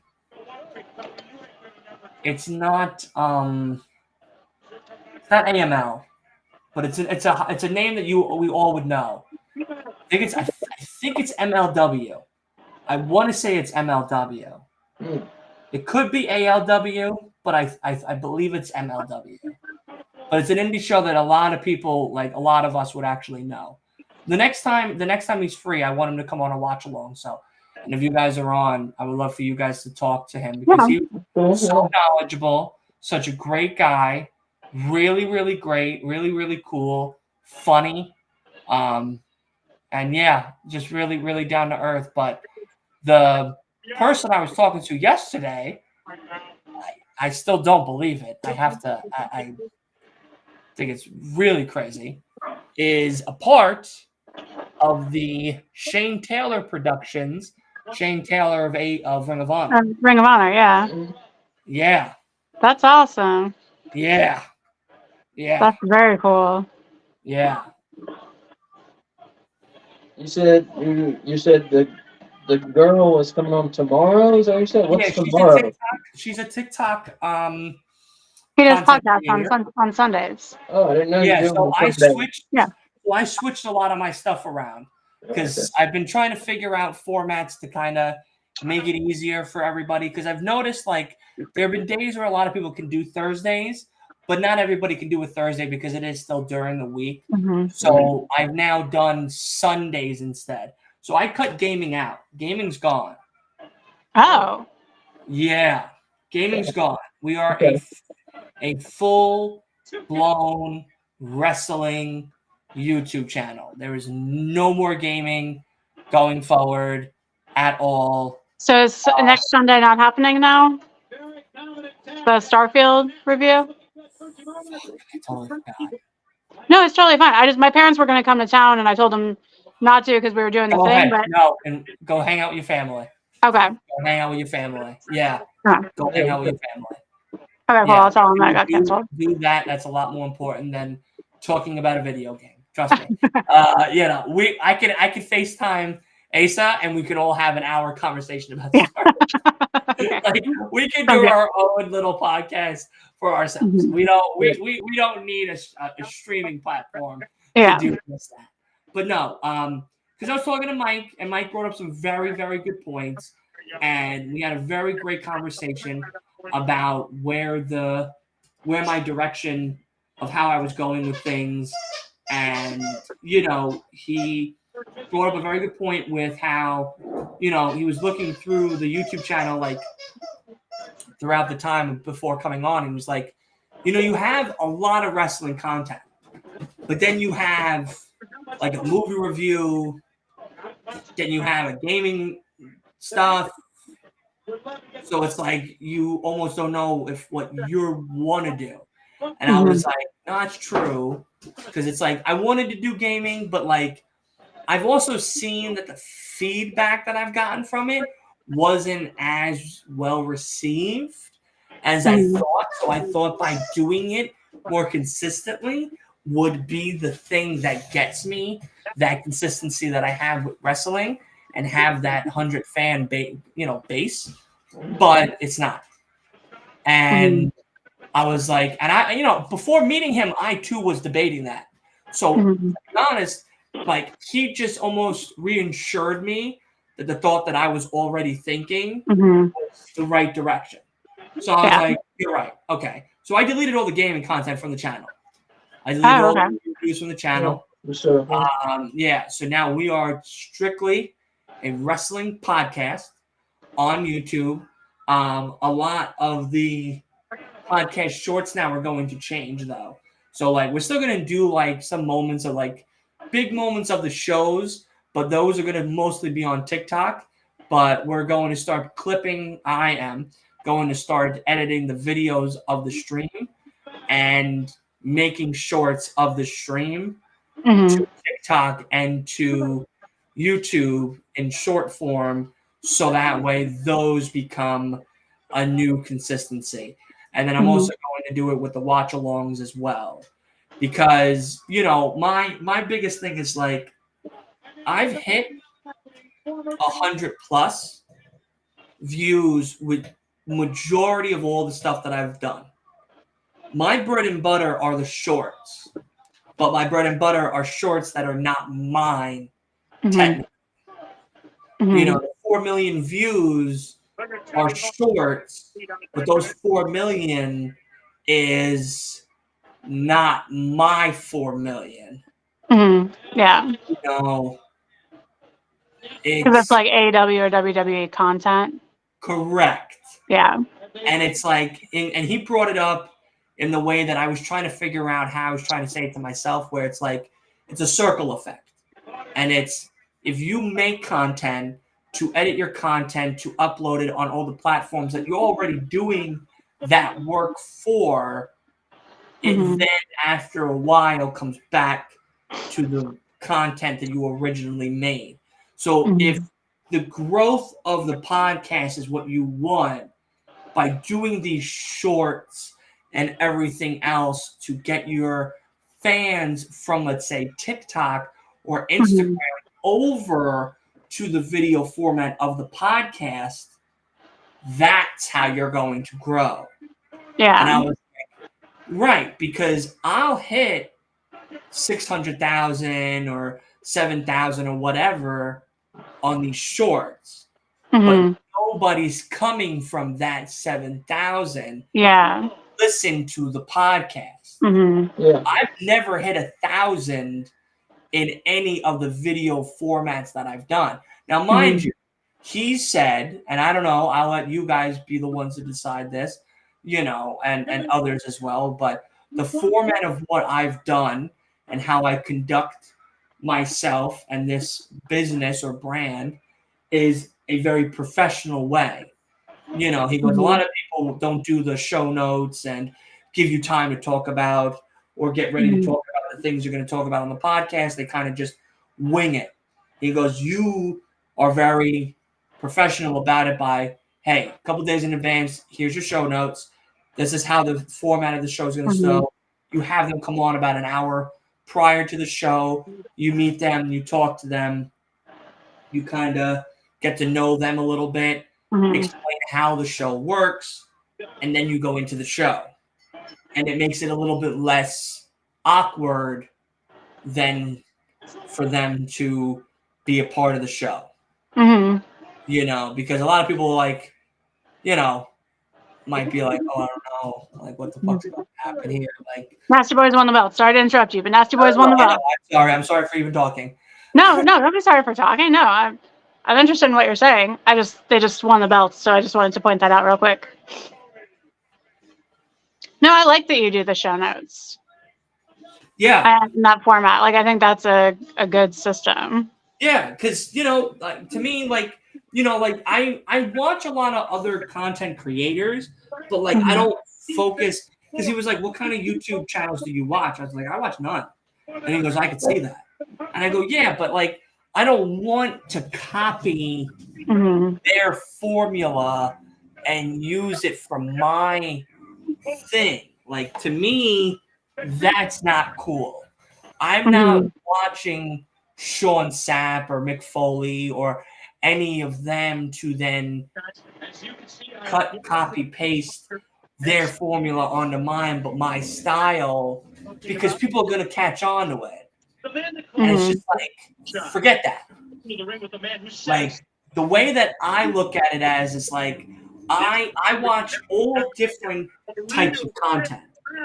I watch gaming, I watch wrestling, I watch your stuff, I listen to No Bones, I listen to High Side of the Ropes, I listen to a lot of different wrestling formats. And because of that, I have grown to realize what I listen and watch and see what other people haven't touched upon, or maybe you're nervous to touch upon. And that's where I then strike.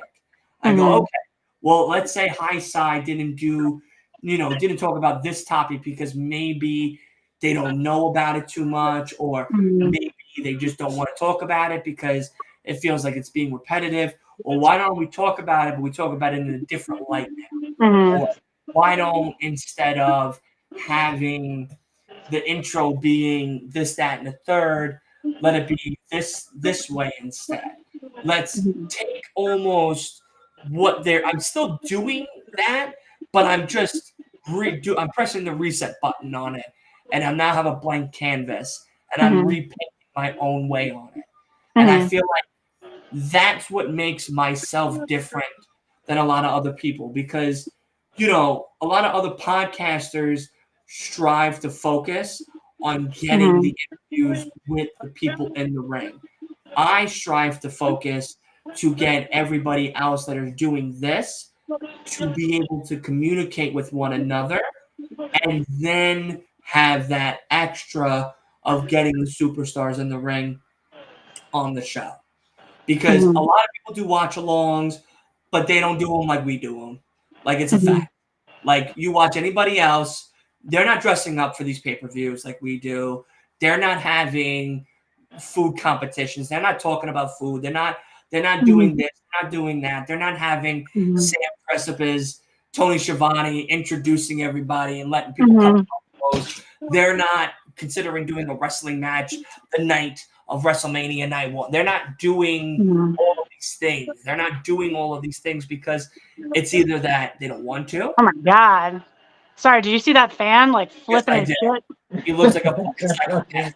Oh my He God. looks like a psychopath. So he's like weirded out Sting. Yeah. Have you seen that guy over there in the corner? He's Yeah. absolutely out of his mind. And that's Psycho Sid. Yeah. Right? That's Psycho Sid. Yeah, it's that Psycho Sid, yeah. Yep. Sid Vicious. Sid Vicious here. Sid Justice for a point in WWF. Away from the wires. I'm not going to tell you again. Stop. Get away from the wires. No. Stop. I'll be right back. I'm going to feed the dog and eat some broccoli. Sounds good. I know I haven't eaten all day either. After this show, I have to run downstairs and make food and then come up here and then do the next show. Yeah, I gotta eat something here. You want some broccoli?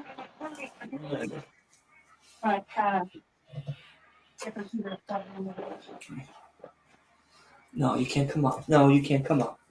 No, you can't come up. No, you can't come up. No. No. Yeah, all we have left, we got Sting versus Sid Vicious here. We got Rick Rude versus Ric Flair for the International World Title, and then the main event, Vader versus Cactus Jack. Pretty good threesome of matches there, if you ask me. WCW match quality in '93 was pretty great, but their crowd quality and their ratings not so great. WWF was the clear number one back then. Absolutely.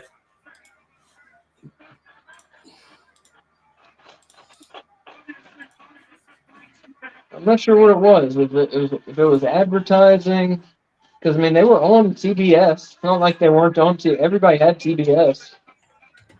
If you had cable, I mean you had TBS. It's not like they weren't on TV, so I don't know.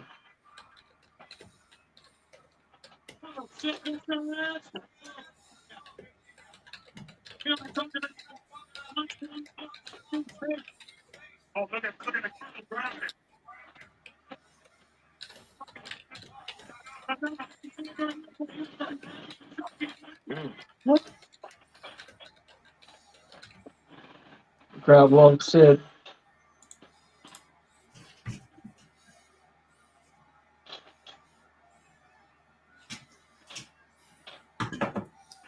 So it's weird that Colonel Parker didn't come out with Steve Austin because he's there.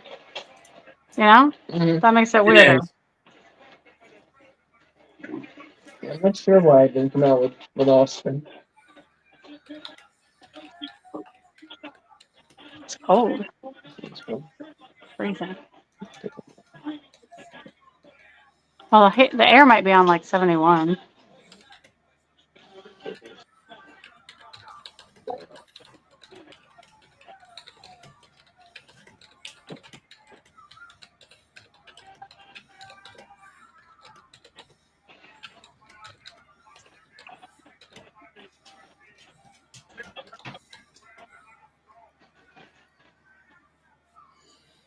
Did you say you haven't eaten all day, Dylan? All right. Go get some food, dude. What are you doing? It's like almost 7 o'clock. I know. Trust me, I've had sleep for dinner. Like, That's not good for you. get away from the wires. Like, what part of that are you not understanding? All I've had to eat today is never mind. I had pizza. Never mind. I had pizza and candy. And very adult. Nutritious and delicious. I've You also got had all your pizza and sugars, candy. all your sugars and your fats in there today. Yeah, That's for sure. That's what I we had pizza for, and candy, and then I slept for like 3 hours. That's what we had for our anniversary: pizza and candy. What did I do yesterday? Yesterday, I woke up at 5:30, Started work at 6:30. Finished about 2:50. Got home about 4:30. Did a quick shower. Went to Sam's. Then we drove an hour to Jamaica to the show. And then the first time I ate yesterday was at 12:45 at night. Jeez. And it was a slice of pizza and a beef patty. And a pink Wait, what? lemonade from Snapple. And Like then- not on a burger, just a beef patty, like with a fork. Jamaican beef patty. You know those like fried, it looks like an empanada, but it's not. It's a beef patty from Jamaica. I don't know what that is. Oh my god. I don't know. We're not New Yorkers. No, I also don't. New Yorkers? You're not no New Yorkers. Oh.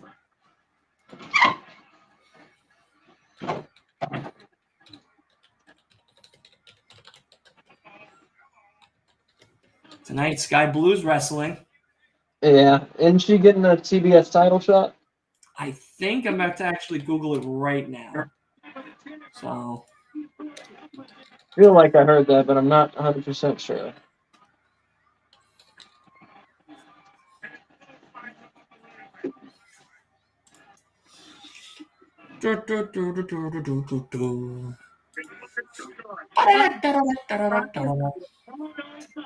Yep. Yeah, TBS title shot. Yep. You think she's winning it? No. But she's gonna probably have a good match. I feel like Sky Blue and Julia are gonna start front running this new women's division of the new gen, and I'm very excited. She's been improving, Sky Blue. She's improved. She needs to improve her emoting, her emotions some. That and her selling. She needs to improve her selling a lot, which you could say for a lot of people in AEW. Yes, you can. But that's one of her big things. Her selling, she does not sell well. But she's improved a lot.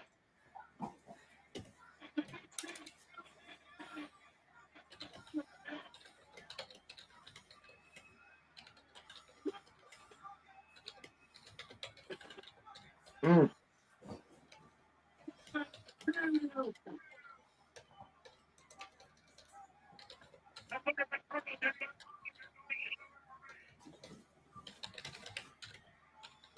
Crowd were cheering for Sid there, and the Tony Schiavone, I think, said that they were cheering for Sting.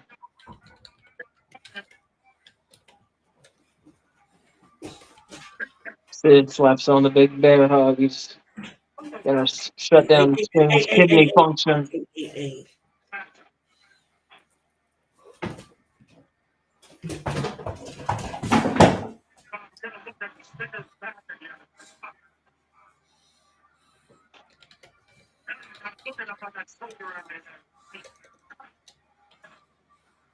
That's where Princess Club was there, Romeo.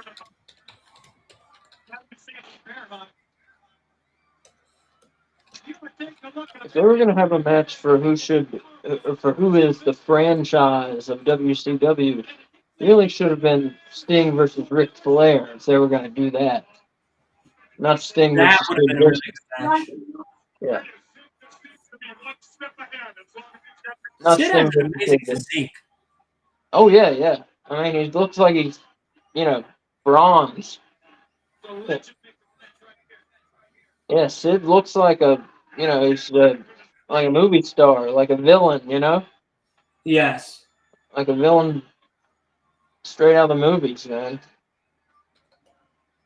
I always liked Sid. Thought he was good in the ring and good at promos. I mean, acted like a crazy motherfucker who's gonna beat your ass, And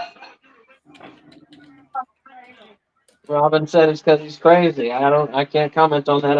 I never met him. Allegedly, he did allegedly try to murder Arn Anderson, but Yes, he did. I wasn't there for that. I don't know who did what to who. You know who. Wasn't Anderson stabbed like 47 times? He was stabbed like 47 times, or like 37 times, or something. With scissors, yeah. I would say that's your evidence. Yeah, that's true. That's true. We also have Samoa Joe and Willie Mack going at each other Oh, for the that's right. ROH championship. And we also have Commander versus Brian Cage tonight. Oh my God. Yeah, that one actually. Commander. Yeah, that I one hate the way actually. that they use Commander as a jobber, man. I don't know. I don't think they're gonna use him as a jobber. I think that they're gonna give him some time to cook.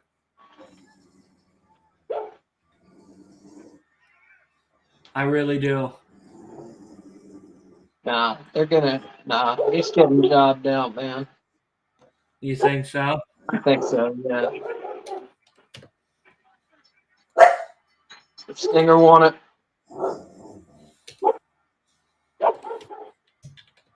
With a roll up.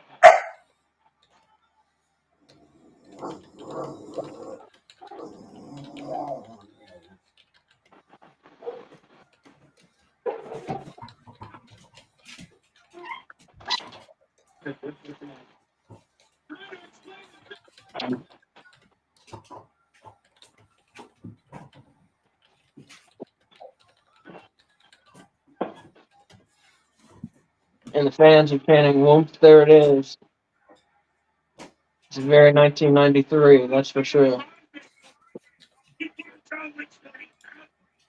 you don't know, that was a song in 1993. Speaking to the viewers out there.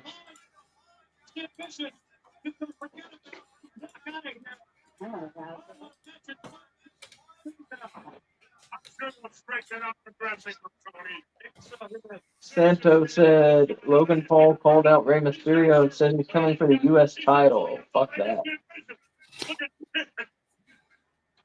Same.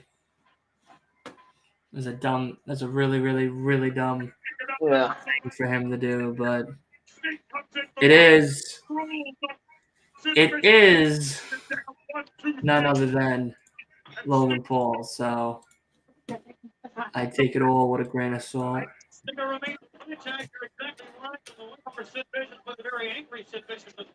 I'd like to keep acting like I'm looking at the beer. That's pretty good. Man, speaking of looking, the drama, the tension, spin the wheel, make the deal. We had the wheel spin early on. We found out it was going to be and will be a Texas death match. But I believe our steamers are now fully back in the dressing room area to take a look at possibly both Vader and Vader getting prepared. Look at fucking he's a red tomato in the back. You see that? different style of training there, huh? Is that what he's doing? Cactus Jack praying to a bag of ashes, I believe. What kind? No. People. The work of mankind is happening.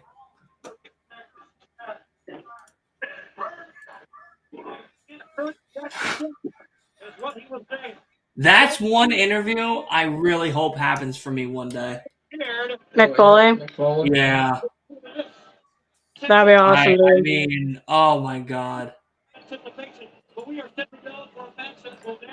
I would lose my mind. For the World Heavyweight Championship. Here we go. Rick Paul.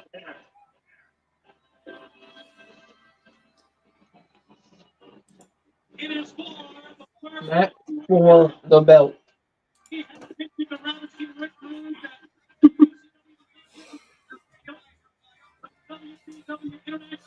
So, what did you think of the Voodoo Mountain Dew? Pretty good, but kind of a weird aftertaste. If I were to get you the minis of that, I already saw Kay's face look at me like, don't you even think of it. The what? So they make the mini versions of them and Yeah. like cans. Oh, Yeah, it's like 10 or something. So it's not like a lot. It's just like, you know, it's so instead of the bottle, right, one of these, it's just a mini version of it. That's all. Mhm. that sounds good to me. Yeah. I liked it. Do you like it? I do. It's like the 5th time I bought it. Yeah, it's pretty good. I don't like Mountain Dew, but I like their flavors. Supposedly, we might be getting the old Halo citrus one back, which, not for nothing, yay. But How they been Rick Rude like that? I love that man.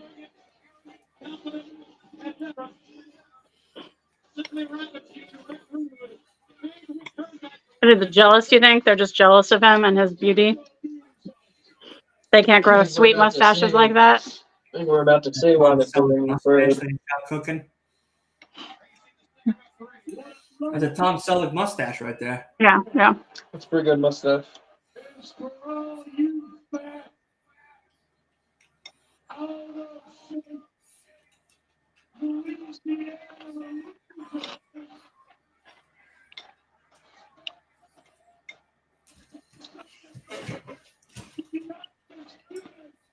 Stop. Yeah. Go lay down. Go lay down. So Claire's a face at this point? Mm-hmm. Which is weird. Yeah. So this is the belt that WCW couldn't decide what they were going to call or whether they were going to recognize it or not. So they just called it the belt? Well, at this point, it's called the WCW International World Title. But the match graphic called it the belt. Those are the best wrestling tights I've ever seen. Mm-hmm. That's wild.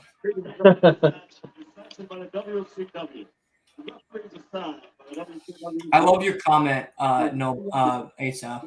Fuck Logan Paul coming for Rey Mysterio. Yeah. Don't like that. Or will it be revenge? From New Orleans, Louisiana.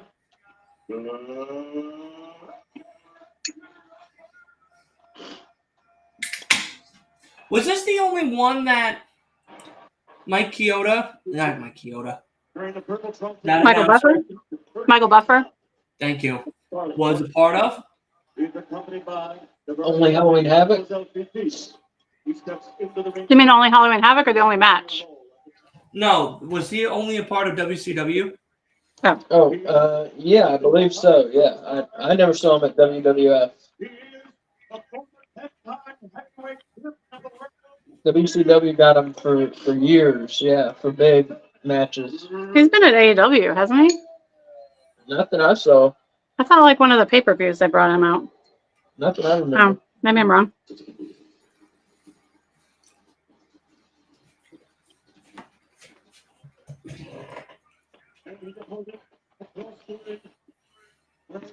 Maybe it was part of my WrestleCation I was thinking of.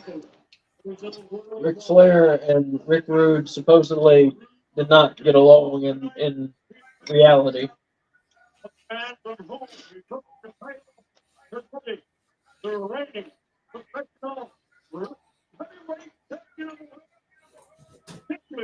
This might be a weird perspective, but I don't understand when adults don't get along with each other. Like, what are they doing? Like, Well, I don't have anyone that I don't get along with in my life that I work with or anything like this. Really? Like, I know- You like everybody? I don't like everybody, but there's not anyone I don't get along with. Like, there are people I choose not to spend my free time with, but there's no one that I like wouldn't work with or would be rude to if I worked with them. But now, what happens if you see them outside of work? I say hi and then I keep walking. I do the same. Yeah. What about you, Asa? I think I don't know. I'm professional at work. I don't care. I'm not at work to make friends. So if people do their job, I'm fine with them. Uh, so I guess I get along with people unless they don't do their jobs. Then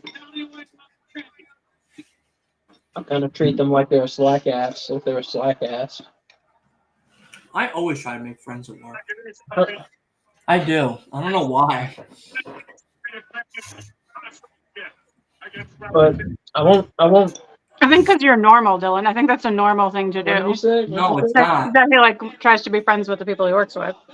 Well, I try to be nice to people. I don't mean to not say I'm not. I try to be nice to people. Yeah, until they give me a reason not to be. Hang out Yeah. with someone outside of work. See, I get invited to do that, but then I say no, thank you.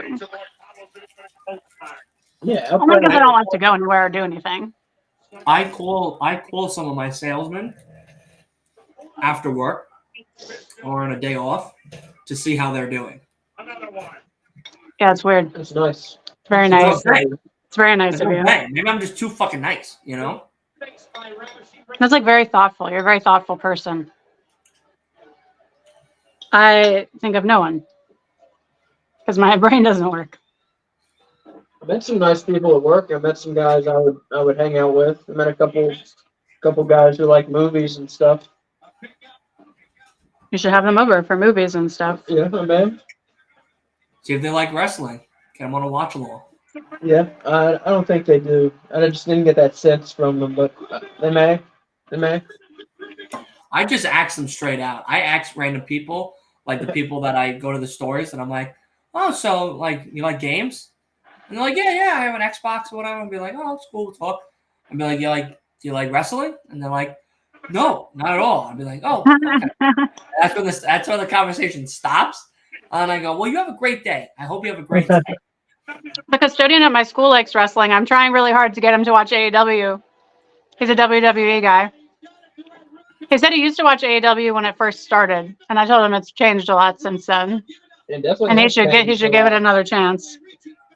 That's what I told one of my other friends too, who was like, fuck AEW. I'm like, what? Don't you say that. There's no tribalism around here, my guy. We watch it all. We watch it all. I watch it all, but I don't enjoy it all. Like, That's true. I definitely prefer AEW. Have you guys seen the Tony Khan tweets that have happened the past 2 days? I've seen it. I saw a couple of them. I heard about them. I haven't seen them. Just talking about.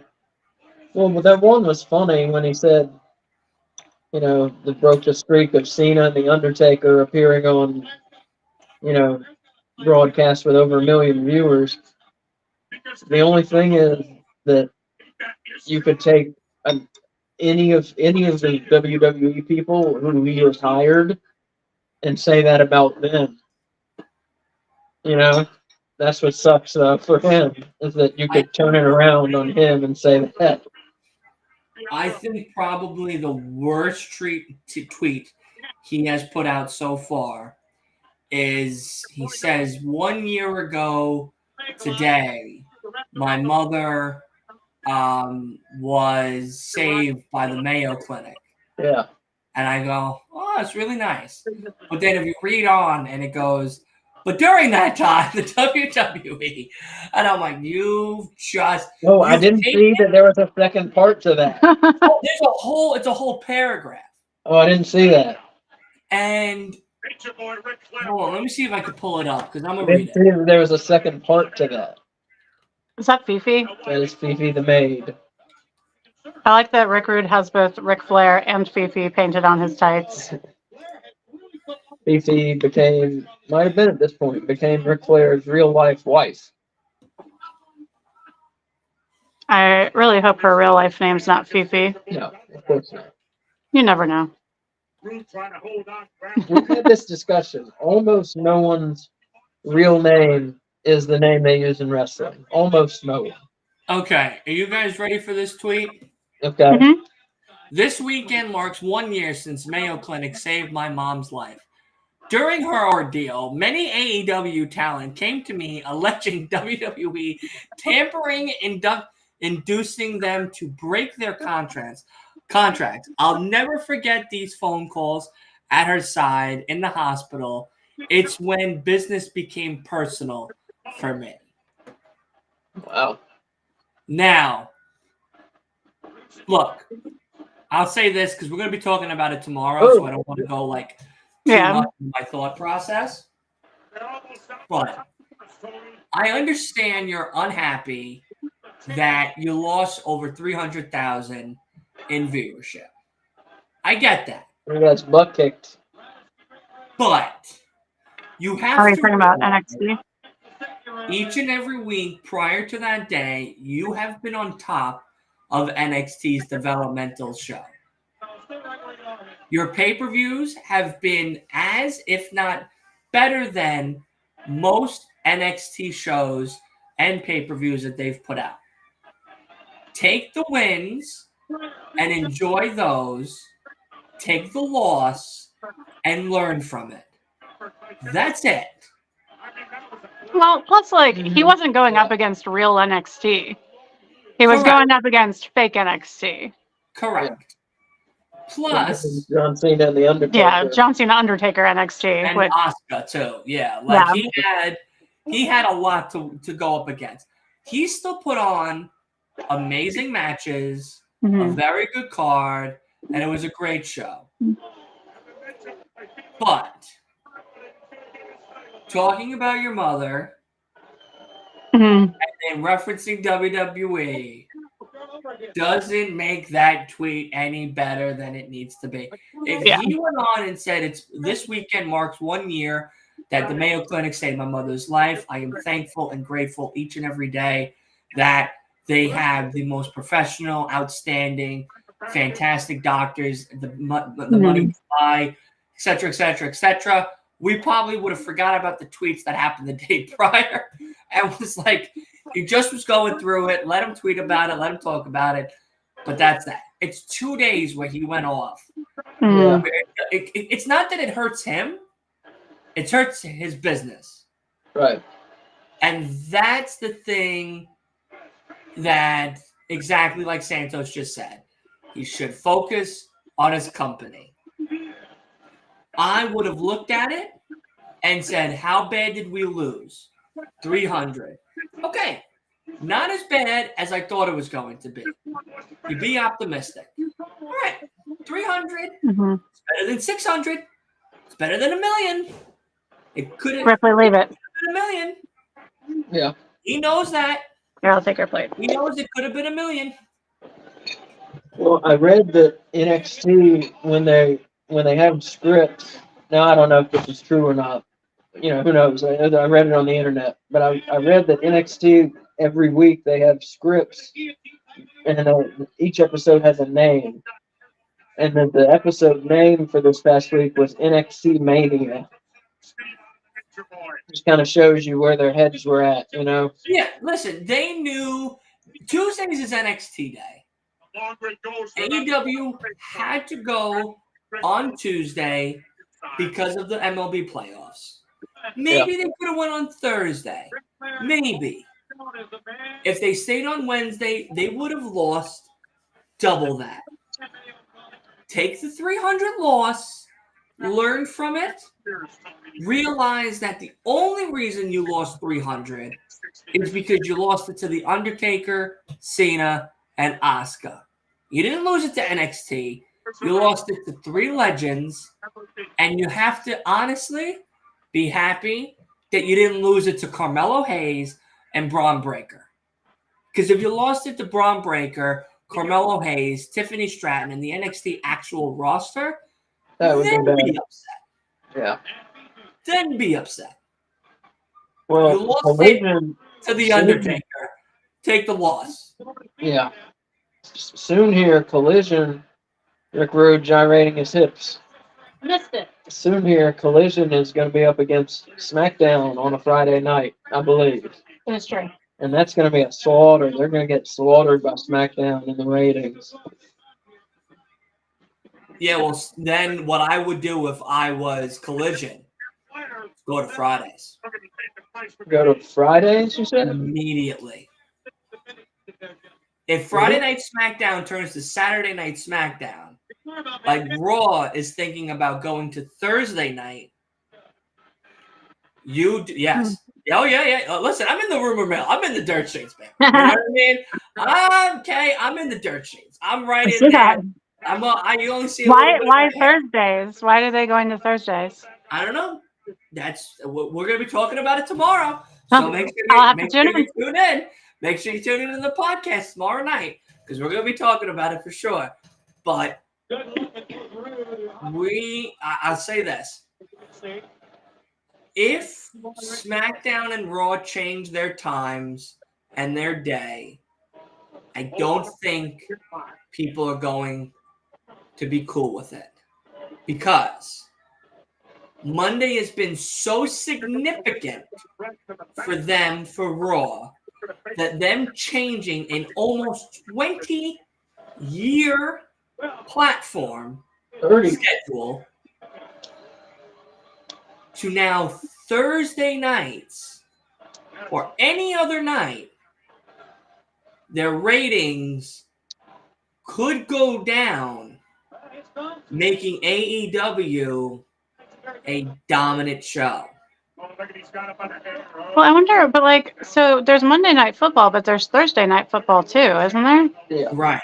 And Thursday night technically starts the week off for football because it's Thursday, Sunday, and then Monday. The Monday night games are usually it's a better matchup than the Thursday night matchup. And it's like a bigger game. If they were to switch to Saturday, they're going up against college football. AEW's already going up against college football, and they're doing good. WWE, yes, they have a 30-year name lineage, but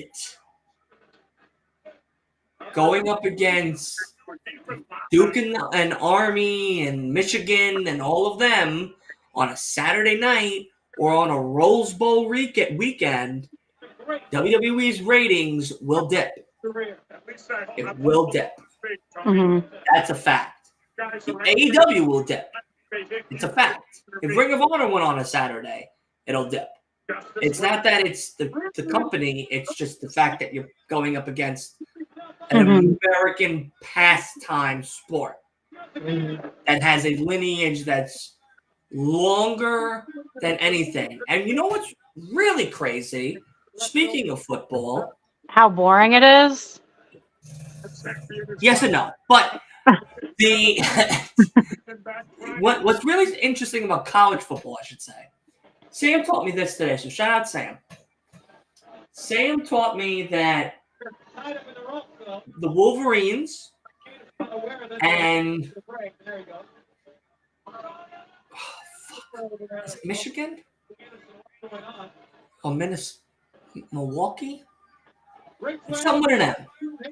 These two teams have been fighting since the 1900s. Now, the reason why they're fighting is because that one state thought that they were going to give the other state dirty, poisonous water. So there's been this brown jug, okay, since the 1900s, since like 1902 or 1910. They have been fighting over this jug that would hold clean water. Okay? Might be Michigan, Ohio State. The Wolverines is what I remember him saying. Yeah, it might be Michigan, Ohio State.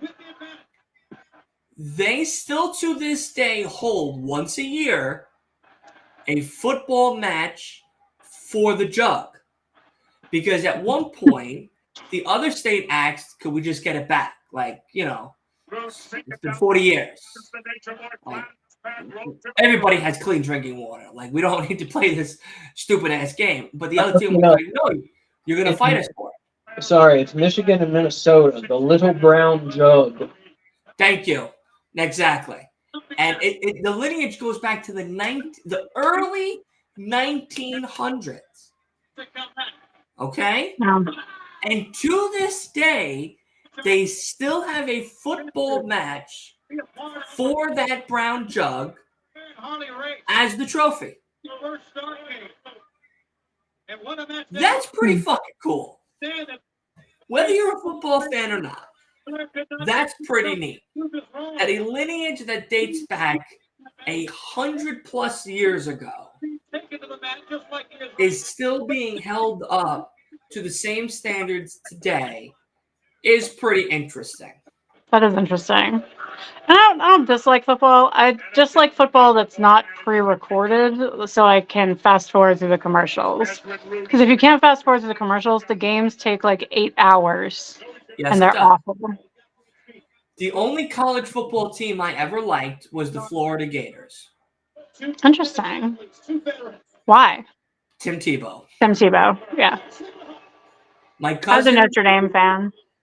my cousin was a huge Florida Gator fan, and he told me about this kid named Tim Tebow. Hmm. I was just an NFL fan.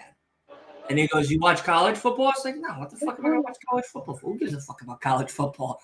Like, it's NFL, baby, or nothing. You die. You know, like, that's it." He goes, "Nah, there's this new kid coming up. His name's Tim Tebow." I go, "The guy sounds like a jerk off." Like, nothing. Hmm.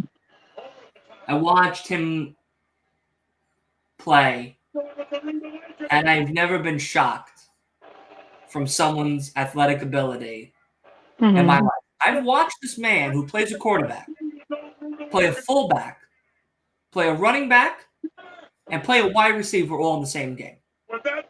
I watched this man play a game with a broken nose, put it back together, and go back on the field and play a full game and win. Hmm. He was so talented that they traded him to the shittiest team in NFL, then another shitty team, then they traded him to the Jets, then they gave him 2 opportunities to play, which were terrible because there was no training behind him. Then he quit playing football and went to the AA division of the New York Mets to play baseball, sucked there, went back to the NFL to play as a second-string quarterback for the Broncos, Peyton Manning's team at the time, got Peyton Manning's team to the playoffs, and played 1 playoff match, and that was it. Yeah, I followed some of his career because my sister went to school there. An absolute talent. I went to the craziest division is the Bulldogs versus the Gators. It is the field seating is segregated. Literally one side is the Gators, the other side is the Bulldogs. You're not allowed to go on each other's turf. Is that a bigger deal than the Gators and the Seminoles? Yeah, this is like their arch. This is like their Batman and Joker. Yeah, I thought that was the Seminoles for some reason. Seminoles is like their second villain. Yeah. But the Bulldog match is the one that the stadium in Florida is sold out months in advance. You go there, the parking lot's segregated. No, Bulldogs don't talk to the Gators. The Gators don't talk to the Bulldogs. Nobody talks to each other till the game is over. It is a wild thing. We were there. I was there once, and we were tailgating outside, and I'm standing there, and I'm like, so like, what are we doing? Like, we're just eating food out in the parking lot like a bunch of like fucking Vikings. Like, what are we doing here? And he goes, "We're getting prepared to watch greatness." And I'm like, "We're getting to watch a bunch of grown-ass men tackle each other for 2 quarters, all right? Like, there's no greatness about it." And he was just like, "No." My cousin was like, "No, you don't understand. Like, this is a rivalry that stems deep in college football history." And I watched Tim Tebow play live. He's stealing Fifi. I'm sorry. No, I know. I see him stealing He Fifi. kidnapped her. He kidnaps her? No, Rick's saving her. Rick's saving He her. kidnapped her.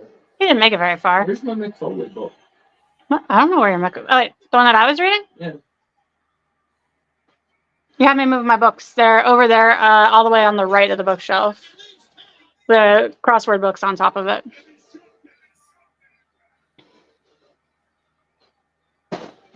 I had a Tim Tebow jersey for a long time. That's cool. And yeah, we went, and he goes, "We sit on the Gator side only." And I go, "What? You sit on the Gator side only?" I go, "Okay." So we're there. We're sitting on the Gator side, and the Gators have the thing, the chomp. Yeah. So when the Gators are at the field goal, when the Gators are about to do a touchdown, it's chomp, chomp, chomp, chomp, chomp. And I mean, it was a great game. Like, don't get me wrong. Like these men are, athletes. This is 2007, 8, maybe 2009, somewhere around there. And that was the same game that Tim Tebow dislocated his shoulder, put it back in to play fullback immediately on the next play to get a touchdown, broke his nose. He broke his nose like 12 times in all the season. Broke his nose, they put it back, and he won the game. That's awesome. I never I don't even like this. There was no silence, of course, throughout the whole game, but the loudness, if that's even a word. The loudness from the Gator side, I thought was going to make the stadium crumble. Yeah. It was ridiculous. So fun, awesome, exciting, really. You have to go at least once. Now, no, I wish we were still younger, because I'd say 100% you got to go see Tim Tebow play. Tim Tebow was probably one of the greatest Florida Gator quarterbacks of all time, in my opinion. Yeah, I've seen the Gators play, but he wasn't the quarterback when I saw them. I was younger. Yeah, no, they had a couple of good ones. Kurt Warner was a great quarterback in college. Eli Manning was a great quarterback. So was Peyton Manning. But I'll be honest with you, Peyton was better than Eli. Peyton was always better than Eli. Wait, which one's the one I hate? I hate one of them. Hold on. Which one do I hate? Peyton or Eli, Asa? Eli. Eli. I hate Eli. Why? Because he played for the Giants and they ruined the undefeated season of the Patriots. Twice. So he's dead to me. Dead to me. He's dead in Boston. He's not allowed in Boston. Yeah. He's not allowed in Boston. Or in my He heart. lives out here. Dead. He lives in West Hampton. He has a house in West Hampton. My cousin saw him at a restaurant, and he had a football in his trunk, and he got it signed by Eli Manning. Now, I have in the other room a picture frame with Eli Manning's signature. Now, He's dead to me. I know. Listen. When you see That's a fun talent, Halloween Havoc sign. Did you see that poster? no, I didn't. I'm talking to you guys. Sorry. Vader has a coffin. But I mean, a tombstone. That just come out right now. Yeah. You know that his wife used to make his pants? I did not know that. Made Cactus Jack's clothing. Here it comes. That's cool. I didn't know that. No, that's awesome. Yep. As someone who's very interested in wrestling costumery, I find that very, very interesting. Cactus Jack lost his memory. He doesn't know where he is. He has his memory back now. He lost his memory. And he was they found him on the streets of Cleveland, Ohio.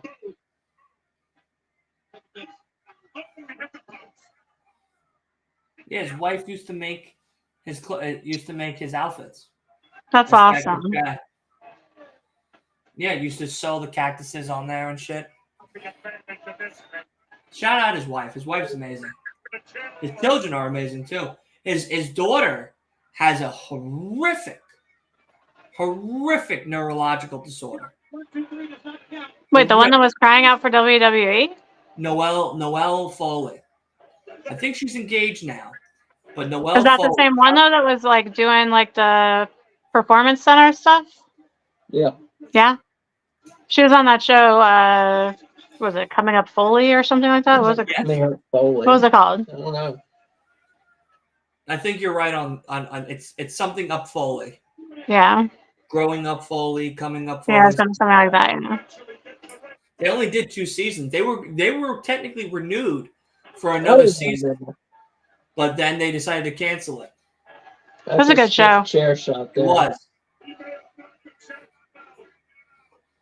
So there's something coming up here where Cactus Jack gets on Vader's back and on the ramp, and Vader just drops back with all his weight on Cactus Jack. And when I want to read, this is from Mick Foley's book, Have a Nice Day.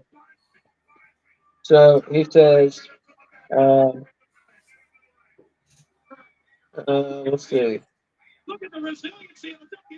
When many fans think about Halloween Havoc 93, they may recall a particularly painful move that, for my money, was the single most gut-busting, suicidal maneuver I've ever tried.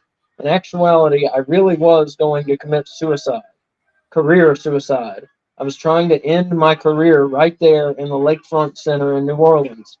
The plot to end my 8 years in the ring began when I placed a sleeper hold on Vader, etc., etc., etc.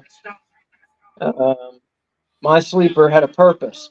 I jumped on Vader's back, still holding the sleeper, causing the mastodon to stumble like a drunken sailor with a 300-pound weight on his back. Here it comes, I thought, bracing myself for the pain and hoping that it would be severe. With a sudden burst of energy, Vader put my plan into effect. He dropped straight back while kicking his legs up in the air, literally crushing me between the bulk of his 450 pounds and the unforgiving wood of the entrance ramp. Vader rolled to the side, and I instinctively rolled into a fetal position, secure in the knowledge that my career was over. There was no way that a human body could endure such a blow, not without permanent damage.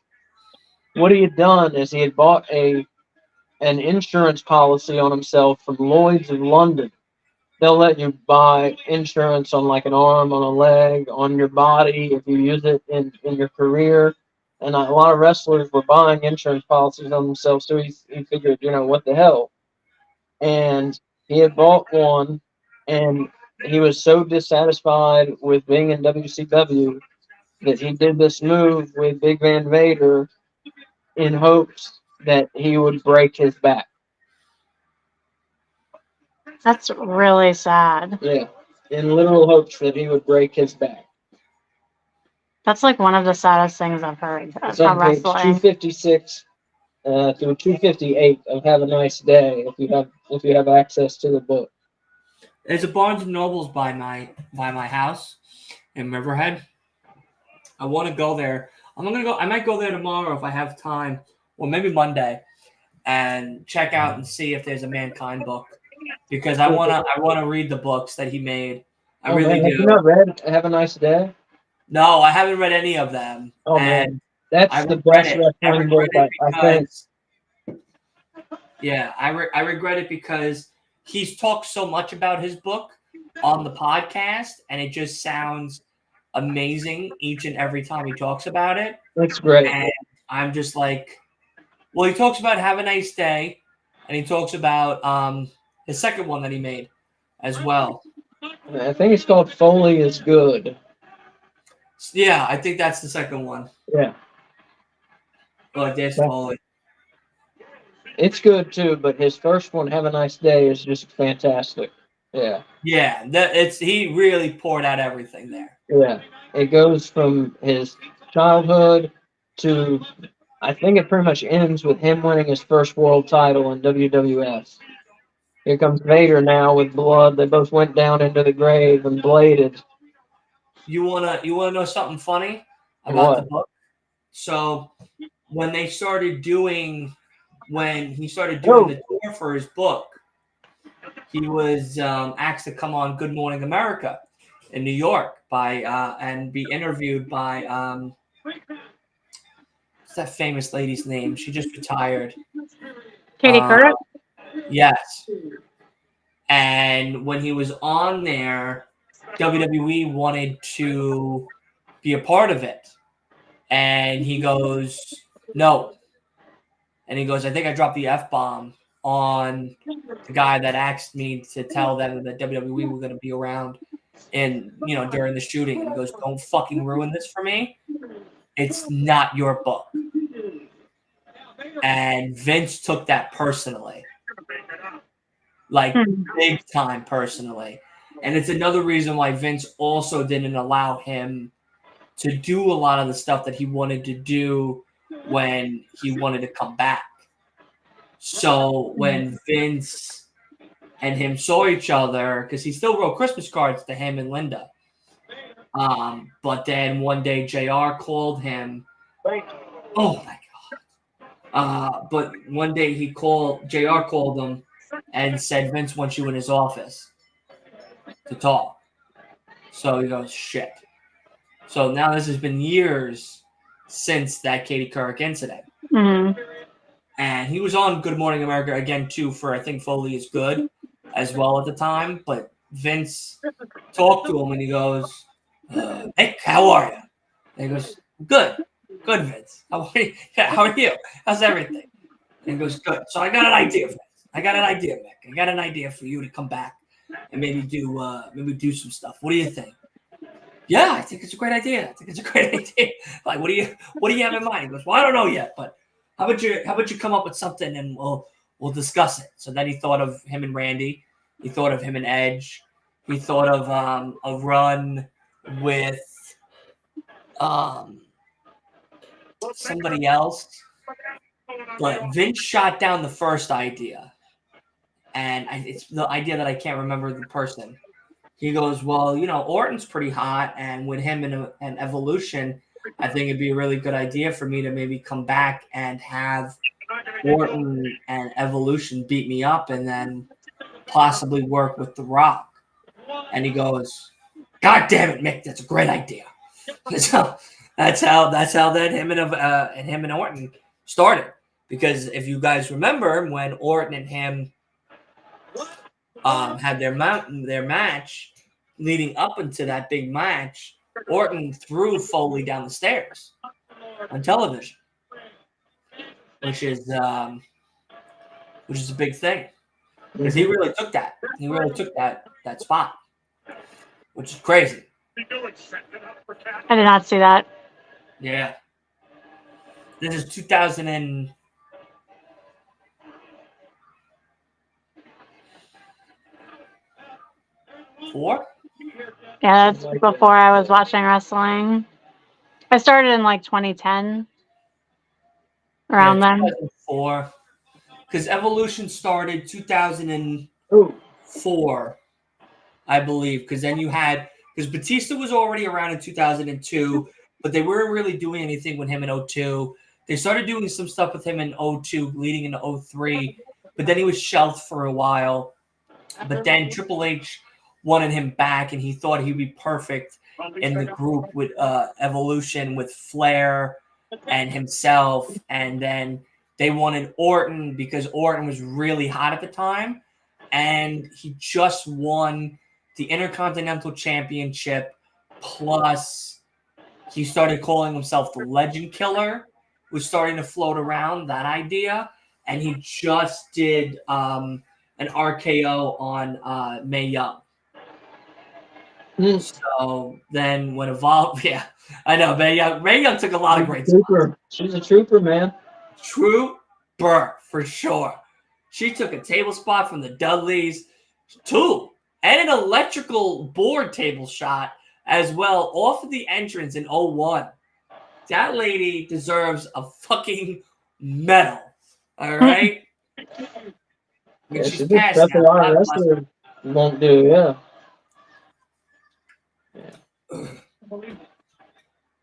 You said that like she's not a wrestler. A lot of other wrestlers won't do. Well, just she's not an active wrestler. Mm-hmm. She's just been a stunt woman and a Mm-hmm. birth giver to rubber hands. Oh, It's already 7:37. I just realized that. Oh wow. This will be over in time, but you'll have to rush.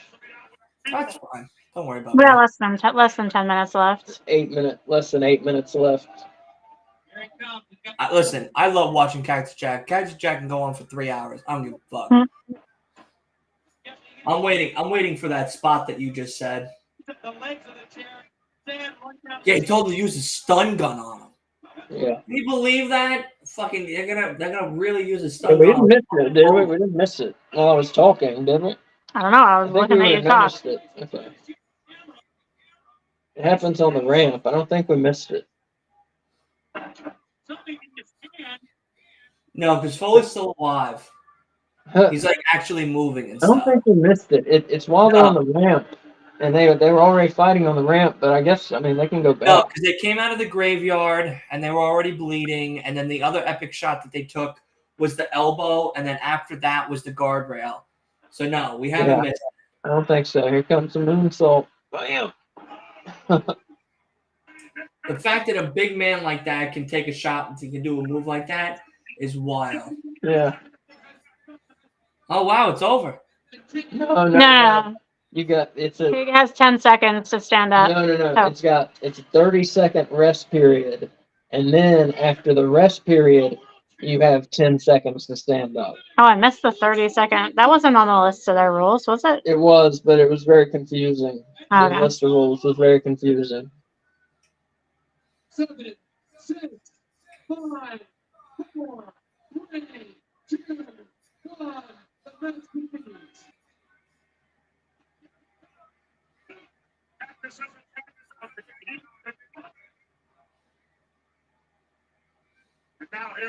Yeah, those punches are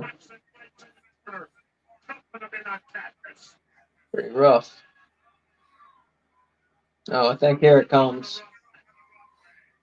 But yeah, I was reading about that in preparing for this show, and that was fucked up. Like when I read that, Yeah, here it comes. yeah, it's fucked up. Being in that mind frame, and that he was thinking that'll be great for my family. I'll do that right there. Oh my god!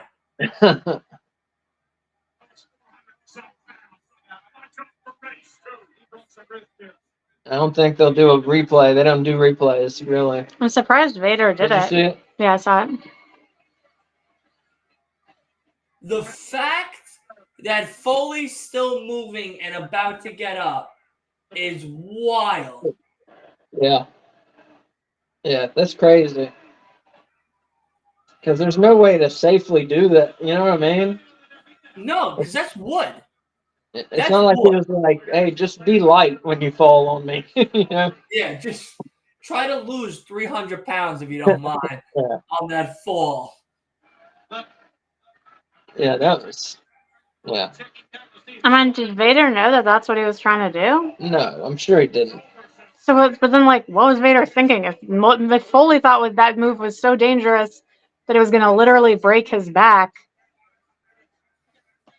that didn't occur to Vader? I'm sure it didn't. I'm sure he thought, well, Mick says he can take it. He can take it. Mick, can you see? I can't see shit. Mick, can you breathe? I can't breathe shit.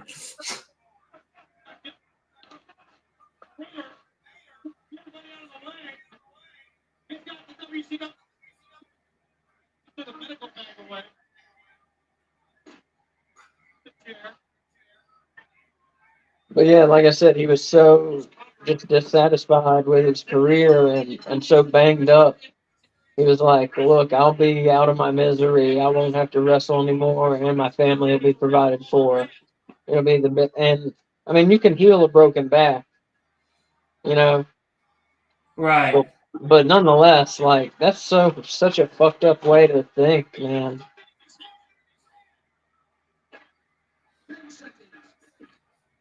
You can heal a broken back, like, if you're not, like, If you're not paralyzed. Yeah. exactly, right. Exactly. Which you could be paralyzed. Yeah. Could be in a wheelchair or worse. What? Our Peacock just Our rebooted. Peacock just reset. Oh Jesus! God damn it! Well, I'll tell you play by play. So Vader's boy is gonna just use the stun gun on Foley. God damn it! That's the match. And that's the match. Yep. Thanks, Peacock. Vader won because Vader's guy used a stun gun on Foley's back of his leg to get the win. That's Harley Race. Vader's guy. Yeah, that's who it is. I was like, this guy looks so fucking familiar, but I can't remember his fucking name right now for some reason. So Elvis lives. Elvis lives. Alrighty, I'm gonna head out so that way I can send you the We'll link. see you in like 10 minutes. Okay. Yeah. Well, folks. Thank you so much for having me. 10 minutes. Yeah, man. Thank you for coming. Yeah, thanks for coming. Absolutely. Well, folks, as the announcers are wrapping up, at least on our Peacock just reset, so we tried to find the right place. We're wrapping up on our TV. As the announcers wrap up, we're going to wrap up here. This has been WCW Halloween Havoc 93. Are you going to give your bone ratings? The No Bones About Wrestling way. I don't usually give bones ratings on these. No, not on the matches, but on the whole card. No, so we do on Halloween decorations. Oh, we do Halloween costumes, and we do the show in general. Okay. On the decorations, I'm gonna give them no bones. Oh wait, no, because they had some. I'm sorry. Yeah, I was thinking they of had a the different set. graveyard. I was thinking of a different set. They had a graveyard complete with graves that the wrestlers could actually go down into. Mm-hmm. I'm gonna give them 3.5 bones for the decorations. I would give it 4 bones, but that's I'm fine. gonna go with 3.5 bones. Okay. What are the other parts? Costumes. Costumes. Well, the announcers all had costumes, so I'm going with 5 bones. I don't know what more they could have done. You can't put the wrestlers in costumes because then it's like, who are they? So all you can do is put all the announcers and interviewers in costumes. Well, and Rick Rude had Halloween themed tights, and so did Too Cool Scorpio. Too cold. Too Cold. I'm sorry. Too Cold. Not too cold. Too Cold Scorpio and Bagwell. Yeah, they had Halloween tights. I love Halloween wrestling tights. It's one of my favorite things. Oddly specific. Yeah, oddly specific things. Yeah. What about the show overall as compared to other Halloween Havocs? How would The you? show overall, I give it 5 bones. Yeah. I think it's a fantastic show. Like I said, the first match isn't much. It's not offensive.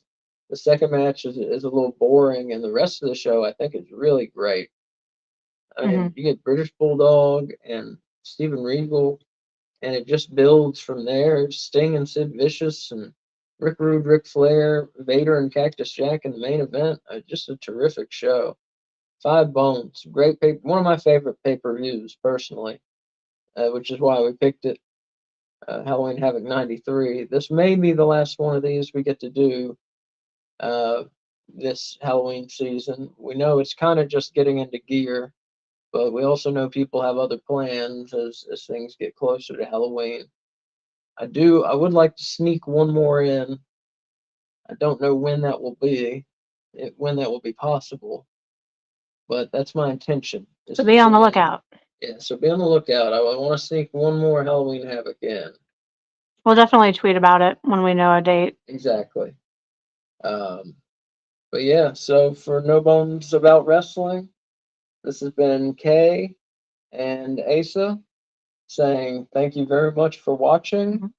And we're signing off. And we're going to be on Last Week in Wrestling is doing an AEW Collision watch along that starts at 8 p.m. And we're going to head over there. So if you want to join us over there, we will see you there. Should be good. Bryan Danielson is facing Christian for the TNT Championship. Sky Blue is facing Chris Statlander for the TBS Championship. Samoa Joe is defending the Ring of Honor World Television title against Willie Mack. and some other stuff tonight. So it should be a pretty good show. And we will see you, folks. Happy Halloween, and like I said, just watch Twitter for one more Halloween Havoc. We're gonna sneak one in there. I don't know when, but we will find a date and we'll do it. Bye.